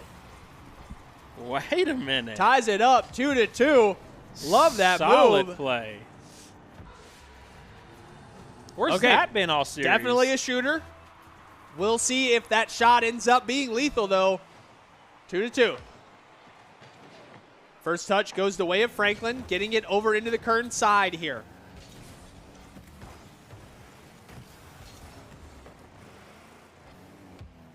Ghost goes up, stalls Scary it out a little positioning. bit. Scary move, but this is an expert, knows what he's doing. Little off on that aerial, but they do get the demo onto Volk. 2v2. 2v3's been evenly matched, so 2v2's got to be in Franklin's favor. Oh, Ghost forward. centered, Gav. but Gav's back in Back the on the goal. defense. This is a tough position, though. Oh, he does field it. Way to D up. I almost feel like that's almost lucky defense, because when you have a one-on-one like that and they have the momentum coming forward, I do feel like the defender should almost always get that score on you. Rinsuno alive. Haven't seen him offensively much in this match, but defensively clutching up in the last seconds, just under a minute here in game 4. 2-2 right now. If nobody scores, we will have overtime. I understand it now. Looking like he has a clear goal. Cooking, scoring. Wow. 3-2 for Kearns. Volk on the board. We really did Where's need this Volk been? to step it up. The spirit of Rinsuno has left his body and passed into Volk's. The scoring onus has been truly passed to a new teammate in game 4 when they needed it most Wait, as well. another one? Oh, off the corner bar. 30 seconds left. Franklin's down by 1. Ball up high right now. Maybe a chance. Ghost taps it forward. That was close. Gav looking Gav for the trying to double center touch. for his teammate. Wait. The Oh, third touch no, is not there. Gav. Oh. So close, so scary. 10 seconds left. Gav goes up. What's the boost situation? A fair bit of boost for both teams. That is a bad touch, though. Far into the Franklin side. Oh, not able to get under it. It's going to be Kearns taking the win in game 4. Game 3-2. We've got a game 5. Cue the Silver Scrapes. This match that we weren't sure how competitive it was going to be. We've got a team down a man fighting for their lives. And we somehow end up in a super exciting game 5. Heck yeah. This is kind of scary if Kearns is starting to get more confident. You know, Franklin, again, consistent, the same score, the same amount of shots, around the same saves. Yep. This is like their ceiling right now. So they got to be able to win with this. Yep. And to be fair, Kearns, now we have a peek at what their ceiling can look like. We see a really good game from Valk. Clutches up when it matters most. Can Rinsuno match that level? Can we finally get to see Kearns with 2 people playing at a really high level, Yeah. and Sackboy kind of hanging around, playing solid defense, enabling them not being a non-factor. So I feel like if both Rinsuno and Valk can step it up here in Game 5, they could win. But either way, an amazing match here to close out the Western Rocket League regular season. This is everything we could have asked for and more. Somebody child and missed. Ghost. Valk with the ball, bringing it downfield. Yep. Gab tries to intercept. Ghost. Big save right there. These two must play twos a lot because the way they trade off defense and offense, Ghost and Gavin, is so key. The shot just a bit high off the top crossbar. Franklin. This would be a huge win. So many discussions early on in this season about whether or not teams should be allowed to compete with two players. It would be sweet vindication to see a team come out victorious, even with the odds stacked against them here. First minute ends in a stalemate. Ghost getting aggressive, mixes them up, but just slightly off, and Gav comes through, knocks it in. Wow. Way to carry that downfield. Wow. Whoa. He flew by him. That was cold. That was cold right there. Bounced I don't know if over Ghosts Valk. have temperature, but Ghost has some ice in his veins with that one. And Gav, all credit to Gav, complete trust in his teammate to cook that up and to go there and be there for the follow-through. Franklin Nice opening defense. things up.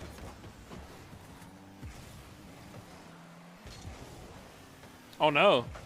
Rinsuno misses, but Valk's there to recover. Ball up on the side of the pitch. Back into the Kearns corner. They get a good clear here. Franklin should be on the defensive for the short term. Rinsuno misses the touch. Okay, Valk. Got some time to work with. Rinsuno, take a second. Breathe. Another defense out of regroup. Valk. We need you to be playing at your peak. Ooh, nice deflection, almost into the goal. Rinsuno misses, but Sackboy comes up clutch. Solid position Kind of on the centered. goal. Woo. Just to the left. Missed touch. Valk, Rinsuno, both jockeying for the ball. He understands it now. Let's see what he can do. Let him cook. Uses a lot of boost crossing, but gets the 100p. Not enough. The ball is going to be cleared. Franklin.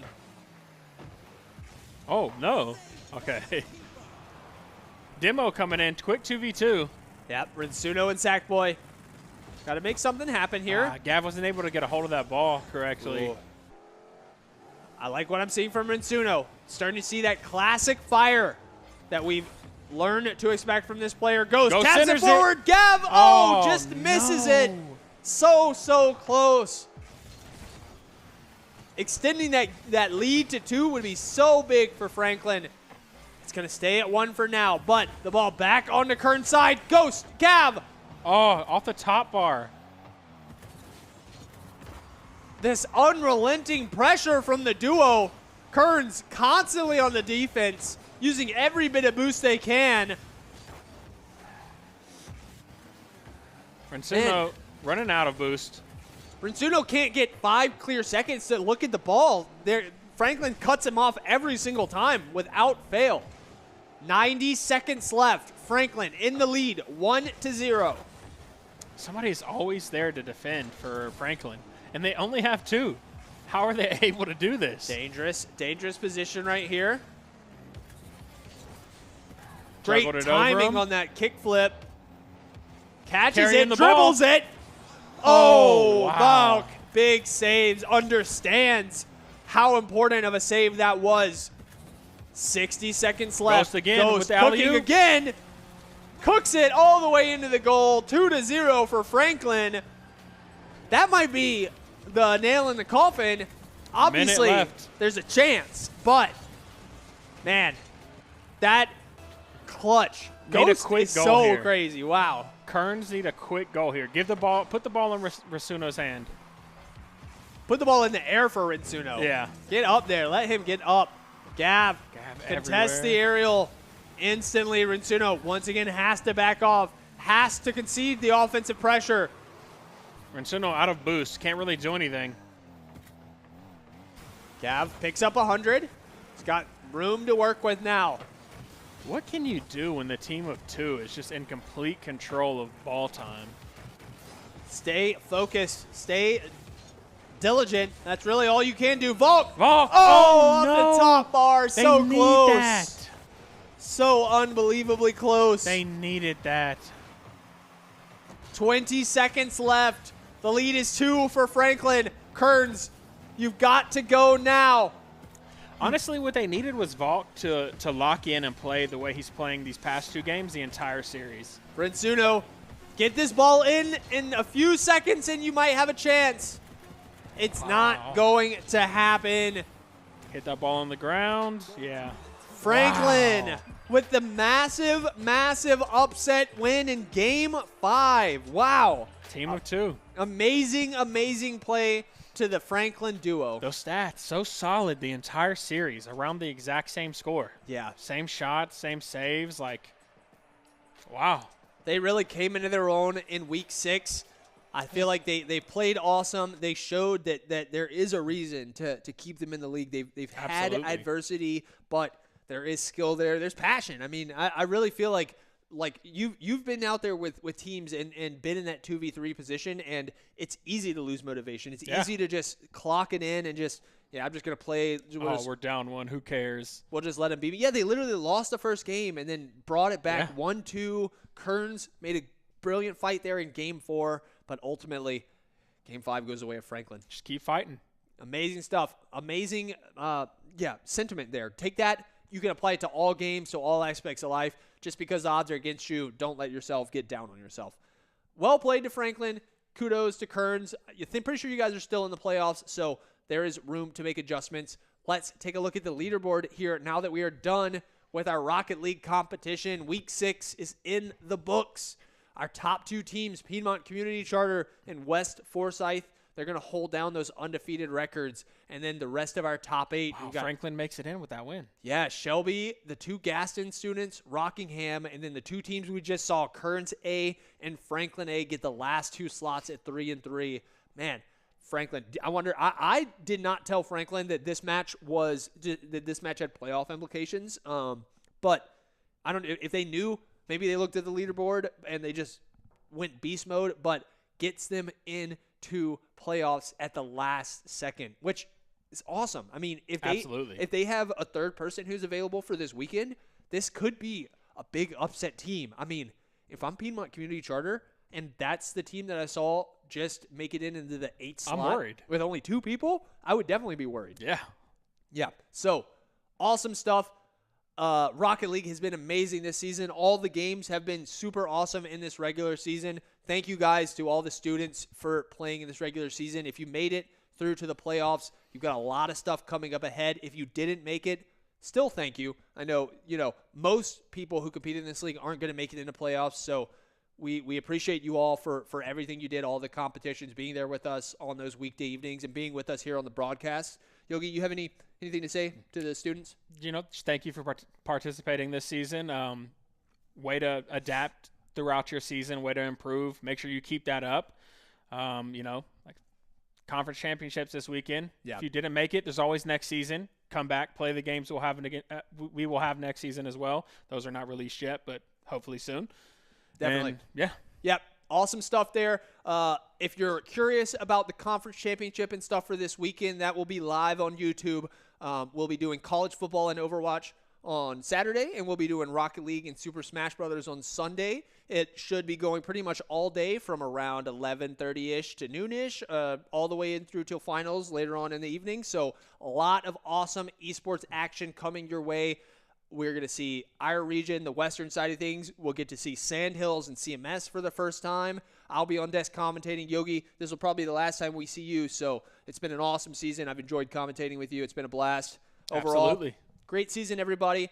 With that being said, we will see you tomorrow for the conference championship. Have a great day.